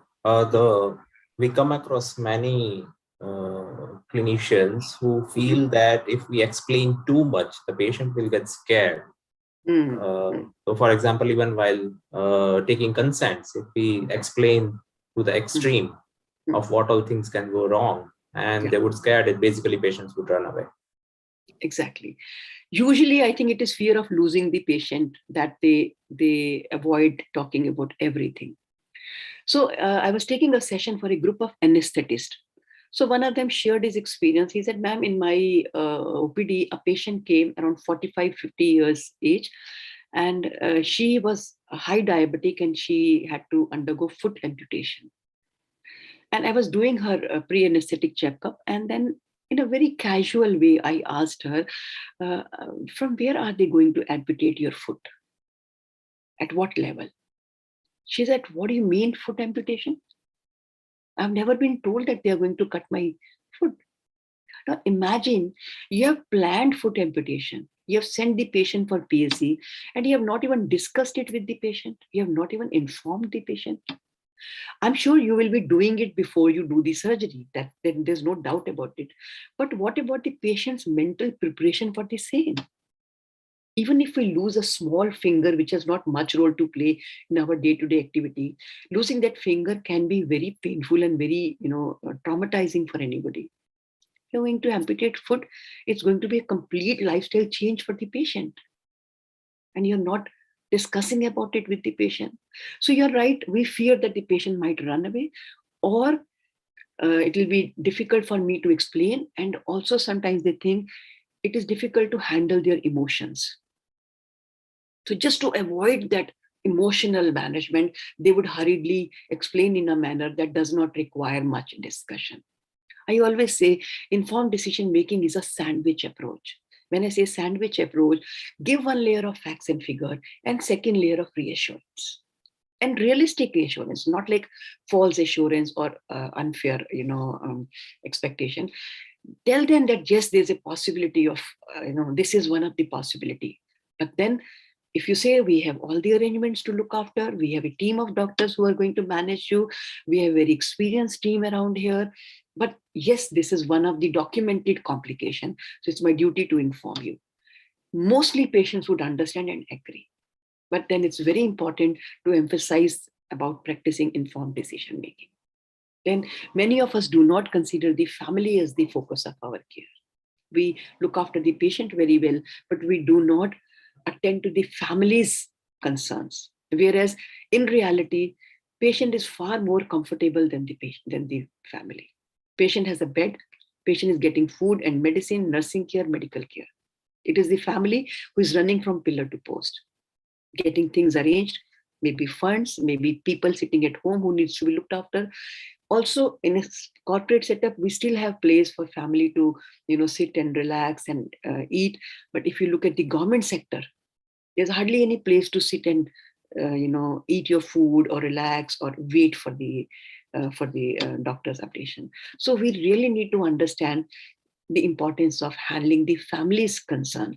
But this is the reality, and therefore I think these are a couple of examples that tell us that we really need to address these concerns in the right manner. The biggest block is that we think clinical communication is about niceties, and we think it's all about good behavior, and I behave well, so I don't need to learn it.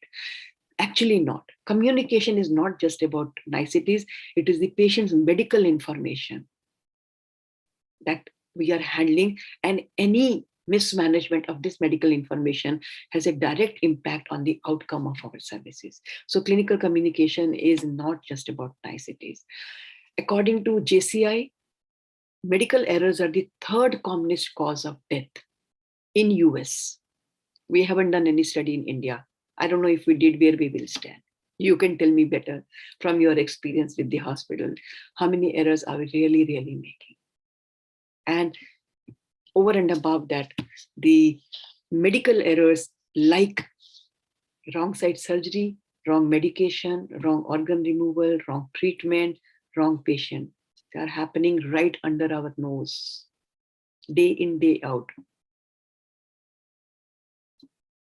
But they are not reported, they are not notified. 5.2 million medical errors happen annually in India. This is a study done by Professor Ashish Jha of Harvard University. I think this is underestimated. There may be much more than this, much, much more than this. Most of the errors that happen in patient care are around medication errors and patient care. So we know where we need to focus our energy in improving the functioning in these areas. And most of these cases are not reported, and also they don't sue because they don't get to know. गलती करने वाले भी हम हैं, बताने वाले भी हम हैं, छुपाने वाले भी हम.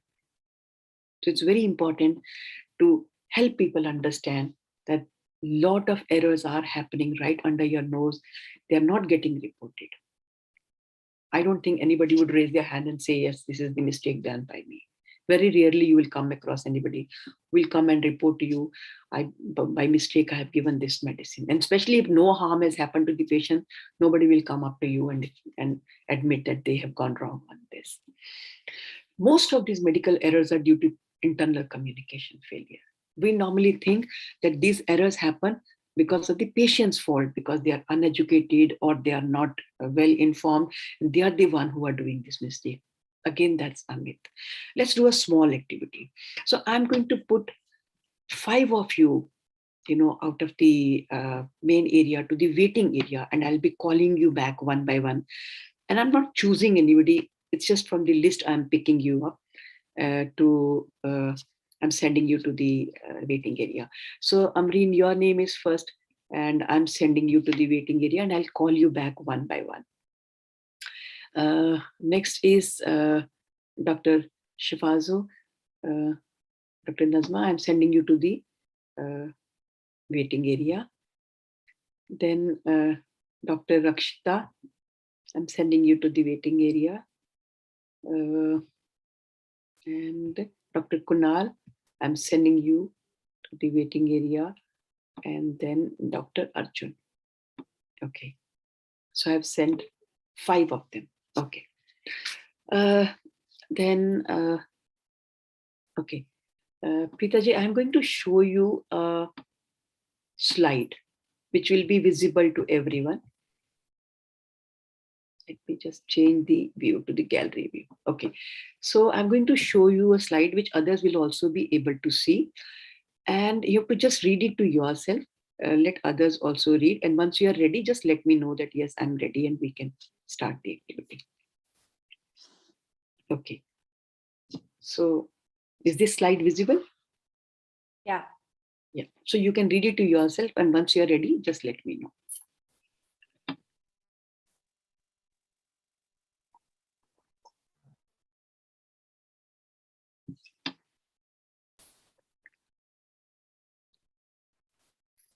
I have finished. Wonderful. Thank you. So I will be adding one person from the waiting area. Whatever you have understood, you will be required to share that with that person. Others can observe, make a note of your observation, and I will be asking you to give your observation once the activity is over. But in between, please do not speak. So I am adding Dr. Rakshita.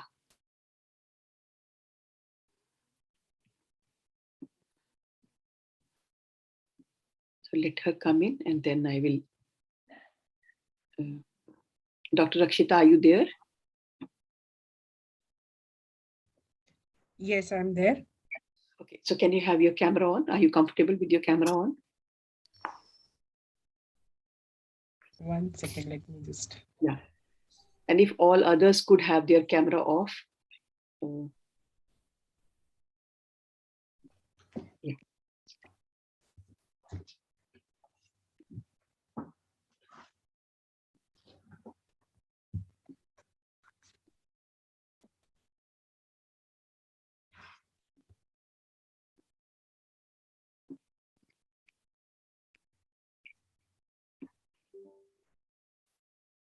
Yeah. Thank you. Thank you. So, Dr. Rakshita, Preeta ji has a set of information to share with you. Kindly listen to her. Sure. Preeta ji, please go ahead. Hi. Okay, there's a patient admitted in the ICU suffering from pulmonary infection. He's not coming from a very privileged background. He has a son who's the sole breadwinner of the family. They've already spent 5 lakh rupees on the treatment. And now they want to meet the doctor to understand the situation better. Okay. Thank you. Thank you, Preeta ji. So, Dr. Rakshita, I'm admitting the next person, and that's Dr. Najma. Whatever you have understood from Preeta ji, you have to share that with Dr. Najma. So, Okay. Preeta ji, you can have your video off, and we'll ask Dr. Najma to have her video on. So, Dr. Najma, can you please have your video on if you're comfortable? Thank you. So, Dr. Najma, Dr. Rakshita is going to share a set of information with you. Please listen to her carefully. Dr. Rakshita, please go ahead. There is a patient in the ICU who's actually suffering from pulmonary infection. He's not from the patient is not from the privileged background and has already spent around 5 lakh rupees on the treatment and is interested to meet the doctor in order to further decide on the course of action. Is that okay, Dr. Najma? I think no, it's not okay because 5 lakh rupees for pulmonary infection is not satisfactory for the patient. So it's okay. I think whatever information she has shared with you, that's what she received from the other person. Okay. Okay. Okay. If you wish to ask anything, you can ask her. If she has an answer, maybe she can try giving you. If she has an answer, she may not have an answer about it. So I'm just. Okay. Repetition is allowed or not? You want her to repeat? Yeah. Okay, Dr. Rakshita. Okay. Okay. So what I've learned is that there is a patient in the ICU who's suffering from pulmonary infection, and that particular patient is not from the privileged background and has already spent around 5 lakh rupees and is interested on the treatment, so far, and is interested to meet the doctor in order to decide and, on the further course of action.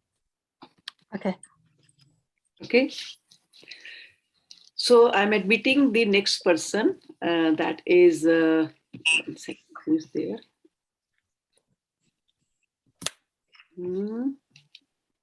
Okay, 1 second.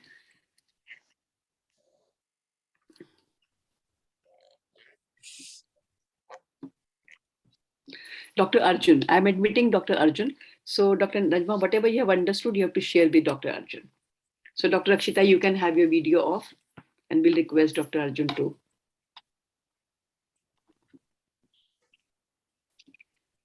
Okay, so Dr. Arjun, Dr. Najma has a set of information she's going to share with you.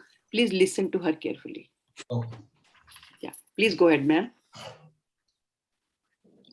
There is a patient who is admitted in the ICU for the pulmonary infection, and they spend 5 lakh rupees, and he is not from privileged background, and they want to meet the doctor for further workup. They want to meet the doctor? So, yes. Sorry, ma'am. So is that okay, Dr. Arjun? Okay, ma'am. The patient wants to meet the doctor, right? That was.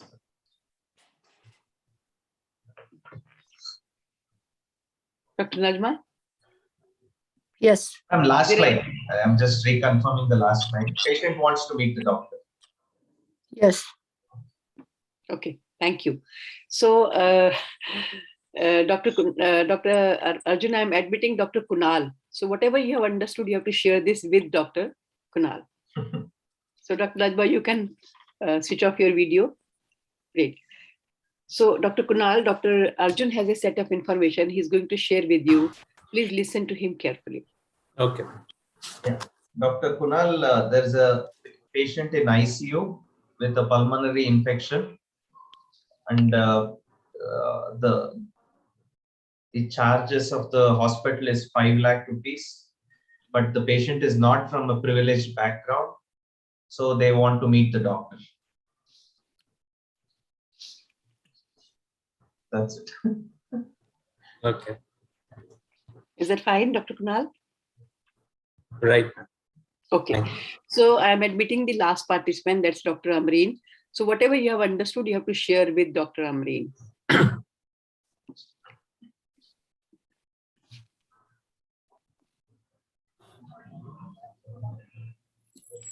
So Dr.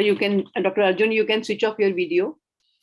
Dr. Amreen, Dr. Kunal has a set of information he's going to share with you. So please listen to him carefully.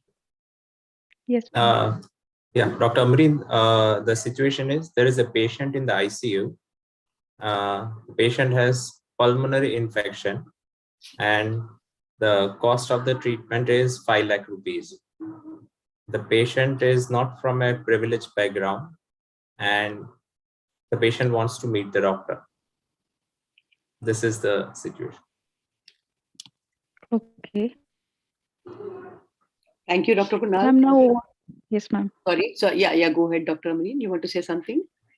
Now what I have to do? I have to communicate with the patient. Okay, so you can explain to all others. All others can have their video on. Yes, everybody can have their video on. And Dr. Amreen, whatever you have understood, please share with the other group members. Considering them as patient or their relatives, I have to explain it. Yeah, Just we like like count. This is what I have understood. You can say, no? Okay.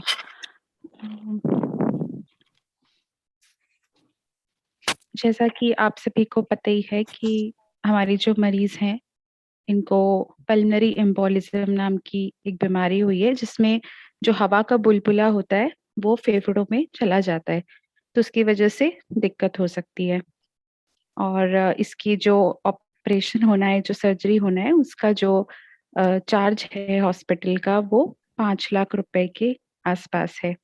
अगर आपके पास आयुष्मान या कोई और card है तो इससे आपकी surgery free में भी हो सकती है, लेकिन अगर नहीं है तो मुझे ये बताना पड़ेगा आपको कि हमें जो है ये पैसे अरेंज करने पड़ेंगे ताकि हमारे पेशेंट का हम जल्द से जल्द इलाज कर सके और उन्हें ठीक कर सके। Thank you, Dr. Amreen. So, Preeta ji, what was the message that you had given? And what happened to your message? You did a good job, Dr. Amreen. Good job. Thank you, ma'am. क्या हुआ? What happened? This was हम जो छोटे थे game खेलते थे ना, कान में बोल बोल के वो message, in the end ultimately you've done this game. And yeah, I think interpretation of what one is saying, that was very important. And I think the interpretation then slightly changed throughout the... Can you please share the original message? Of course, I will be sharing. I will be sharing. Maybe But I have before only missed out 1 or 2 points. Who knows? I'm sure that must have happened. So what happened? What did others observe? Oh. Name went off. Name, age. Age, and even the disease. Diagnosis was gone. Yeah. Then something that the patient had spent became the cost of future treatment. Yes. Even the diagnosis got changed from pulmonary tuberculosis to pulmonary embolism. And this happens every day, every minute. A small error. Handing over is considered Bermuda Triangle of healthcare. Because when we communicate, we do not confirm whether the person has exactly understood what I meant. And in healthcare, it's a very risky thing. If you don't confirm, there's all possibility of any kind of error. So what all happened? Just see, name gone, age, diagnosis got changed. Privilege background came on its own. Yeah. Son got lost in the whole process. It was the son who wanted to meet the doctor. I said that, I think. No, it's not your fault. No, I'm just wondering whether even I missed out. पहले से ही miss out हो गया तो ये लोग तो एकदम miss out हो गए. मैं सोच रही हूँ मैंने had I been in your place doing this, even I would have missed it. No, because I'm just trying to remember so that I only start wrong, then definitely what Exactly. So 5 lakh the patient had spent became the charges for the procedure that the patient has to undergo. And it was the son who wanted to meet the doctor and not the patient. And this is how it happens when we are, passing information from one person to another. So this was the original slide that I had shown with the first participant. And it's nobody's fault. It's because we are not in habit of taking feedback and listening attentively. I saw Rakshita ji noting down. She was noting down a couple of points. But after that, some of us do it and some of us think I can remember. So relying your memory is the worst thing in healthcare. I think that's one thing we have to completely do away with. We cannot rely on memory. Therefore, errors happen. I go to give injection to the patient is in the bathroom or has gone for some lab test. I leave the syringe there thinking, okay, I'll come back and give the injection, and I forget. And I come back and even sign, given another mishap. And these are very common errors happen that underwrite our notes. So I think this was one activity just to help you understand how lapses happen. And see, this was a very simple information, nothing very technical, but the complete information lost its flavor. 60 to 70% of the errors in patient care happen because of poor communication, because we do not know clinical communication is about medical information and not about niceties. 50% of the times the patient's concerns are not asked. We assume and we treat the patient. Any idea in a small activity like any blood investigation, how many people get involved? Can you count and tell?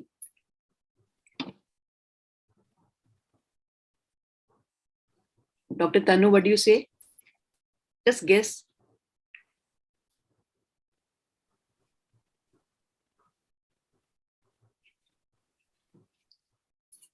Ma'am, you need to unmute your device. I'm sorry.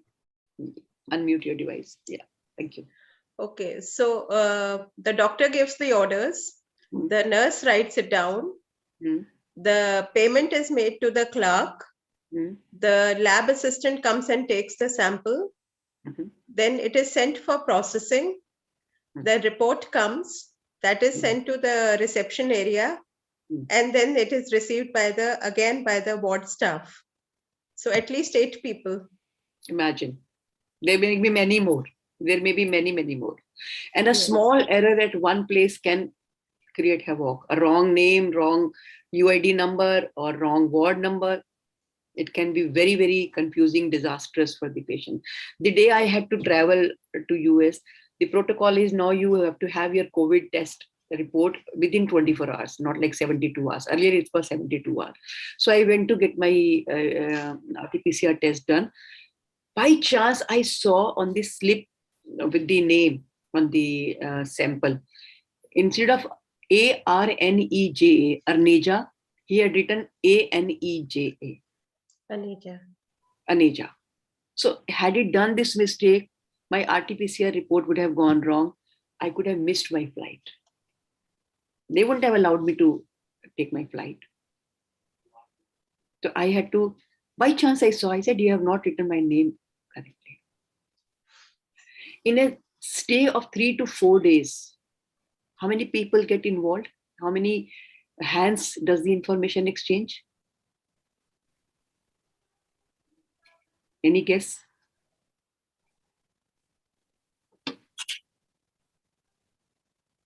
Almost like 50 to 60 hands. And that many opportunities of errors. So you have to now look at it from a very different perspective. More the people, more the chances of error. See, the first set of information when was sent from one person to another, it was more or less okay. But the more people got involved, more distortion happened, more miscommunication happened, omissions, commissioning, all that happened in that communication. If we communicate effectively, I think we can give a better coordinated care to the patient.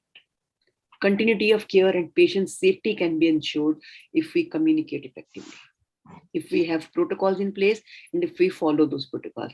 And clinical communication is all about this. Also, if we are able to communicate effectively, the errors that happen in patient care can be reduced. So one of the good ways to make sure that the errors are reduced is by not only listening attentively, but also confirming whether the other person has really understood. So one of the ways to check is take feedback. And that technique is called teach back. Ask the person to say, ask the person, have you understood? The person says, yes, I have understood. Then ask, tell me in your words, what have you understood? You will not miss on any information. Then there are a set of communications that are very sensitive, very intense, like breaking bad news, end of life care, grief counseling, handling a receive patient party, handling patients who are not cooperating. So they require real advanced level communication skills. And unless you really learn these skills, they will not come automatically. So clinical communication is all about learning these skills.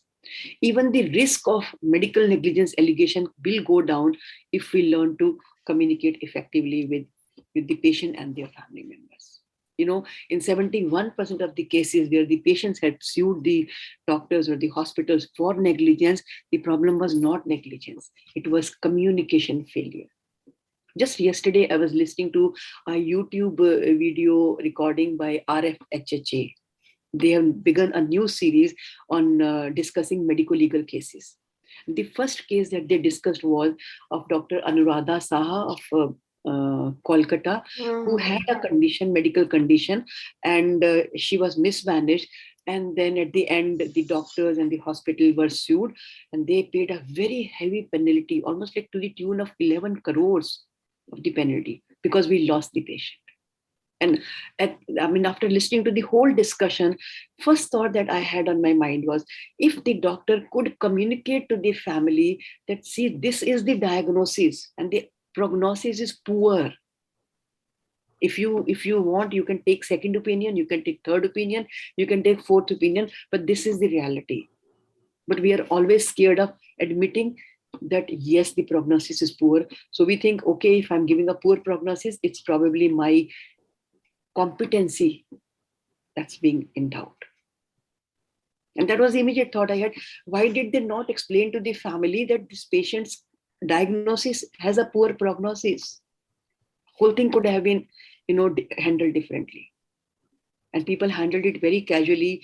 AMRI hospital got involved. I think the Breach Candy Hospital, Bombay got involved, and they paid 11 crore rupees penalty. I think this is the highest in the history of Indian medical. So this is what I have, found out, that number of cases where there is a case against the hospital and the doctor, if you'll go to the root cause, you'll find poor communication as the issue in the background. And if you're able to practice all those skills where you're informing the patient in the right way, in the right manner, you're addressing their concerns, if you're allowing them to speak, if you're listening to them attentively, all that will definitely lead to greater patient satisfaction. But then these skills have to be learned. Not everybody is good at these skills, and they're part of clinical communication. If you're able to create proactive communication environment, like Ms. Preeta was mentioning, that if you have good work environment where the team can come up to you and share their concerns or ask you questions or tell you about the patient, automatically you will create an environment where people will come up to you and share the risk to the patient. For example, when we talk about patient safety, a lot of time your junior can observe a risk to the patient life, but out of fear, they will never come up to you and tell you about that. So creating good work environment will enhance patient safety. At the same time, it will enhance your professional satisfaction, because everybody will be cheerful, happy to work in that environment. And honestly, we spend around 8 to 10 hours in our workplace, and they are most productive hours of our life.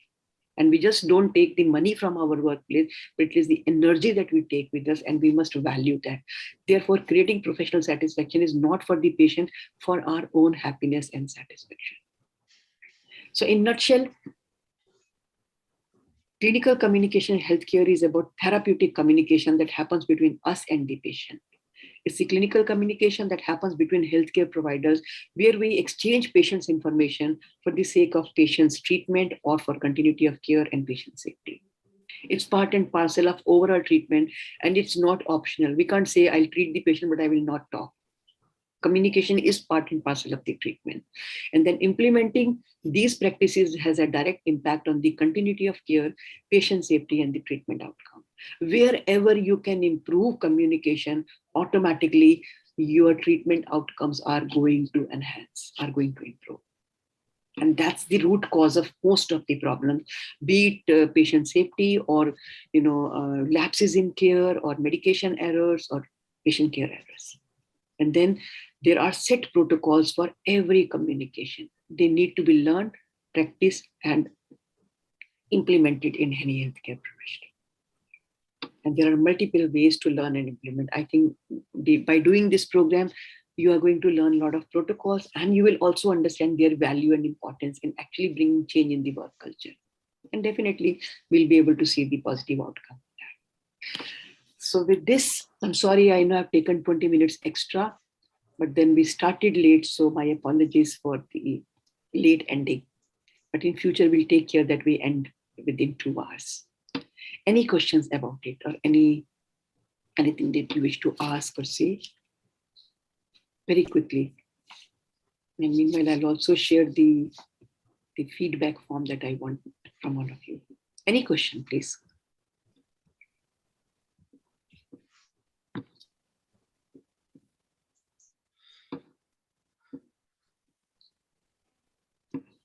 No questions? So everybody is very hungry? Yes, hungry. I know. So in future, if you want, we can have 5 minutes break in between if you want to have a cup of tea or coffee. No, but I would be No, No, it's I fine. think It's this is fine. It's fine. fine. Just This is kidding. Just But I kidding. understand. I completely understand. It's very, very late. It's very, very late. So any questions or any feedback you wish to give, verbal, this thing, comment you wish to make? I think it's going fine because yes, involving kind of exercise and Yes. experiencing. So that's something really good. So the whole idea, I know many of you may be already doing it and knowing it, but the whole idea of doing this first session in this manner was so that we all are on the same page. So from here, we all begin together and Yeah, take what I really thought was that when you spoke about teach back, okay, so that's something which I normally keep using, that because let's say somebody is asking, I want to reach there. So, okay, where are you? And then you say, okay, you explain it back to me.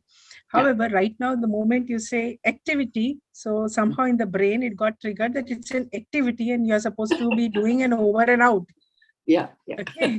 And that's what I thought, that, what stopped me when I was making notes, what stopped me from not asking again and asking her to repeat. And I saw you noting so that down. I could ensure. Yes, I could exactly. notice I you noted, Yeah. and I said I could have, validated it. And why is it that I didn't do that validation? So that's what really I was thinking, that, okay, is it that जैसे बच्चों को बोलते हैं ना खेलने जाओ तभी तो activities मस्ती नहीं आ खेलने जाती है. जाओ. But I think even if this one single takeaway you can take from this session is make it a habit to do teach back. Absolutely, that's very, very important. Communication I totally loop agree. will be complete. Absolutely. You will immediately get to know whether the person has really understood or not. Correct. And even if that is one takeaway from this session, my job of interacting with you is done. So probably each one of us could have, received it by repeating. Okay, saying that, okay, have I understood it right? This is what that you said. And similarly, while communicating as well. So, that could just go into the way of life as a practice. I think relates to the policy of verbal orders. Yeah, I know. We have a lot of challenges with verbal orders. We have great challenges with verbal orders. Yeah, so it's basically read back, right? It's a, Yes. it's a protocol of JCI. Yes, absolutely. So I've shared the feedback form with you. It's a very simple feedback form. Feel comfortable to write your remarks or whatever you want in the future session. But a very quick feedback, if you could give me, that will help me in designing the next session. Thank you. Sure.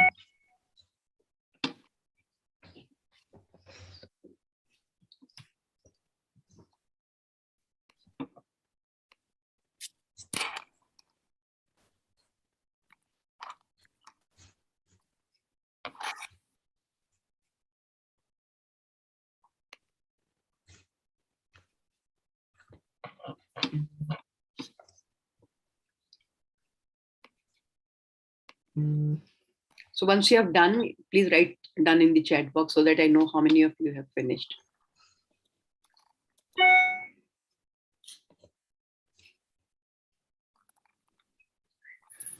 Okay, so I need to, Navnita, you are not able to open the Google form?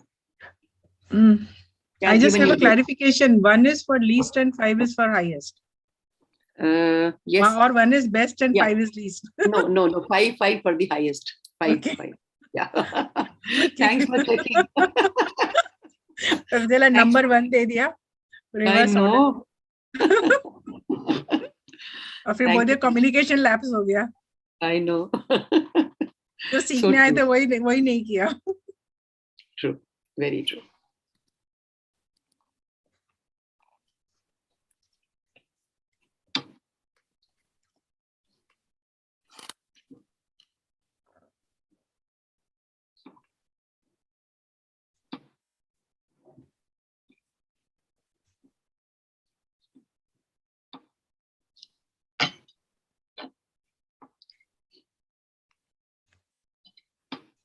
So I think 4 of you have done.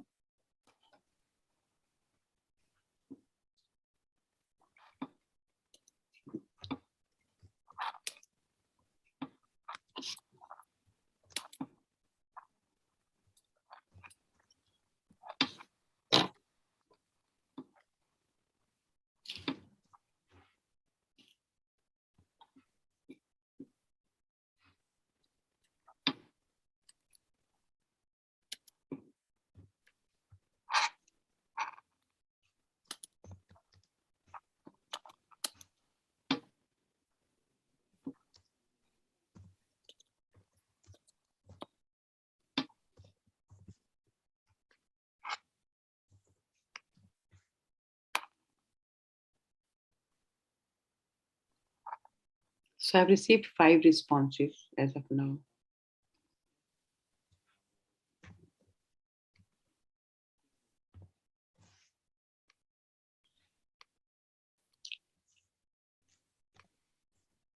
So we skip this Thursday and meet next Tuesday. Is that okay with everyone? Thank you. Yes. Next Thursday, actually, next Wednesday. Next Tuesday. I'm sorry, next Tuesday. Okay, because I have actually, in the next week, I have committed to 3 sessions. And I'm doing some public sessions. So will Tuesday be? I have to figure it out. Only thing is that this will be in the night, right? 8 to 10. Yeah, same time. So hopefully by then, just that, okay, transit and everything. Okay.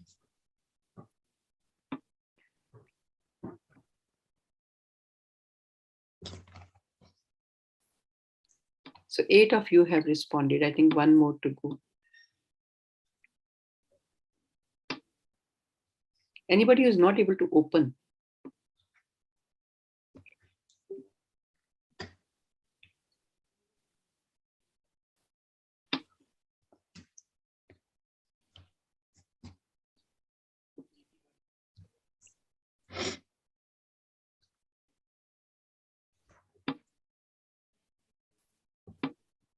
Who is left?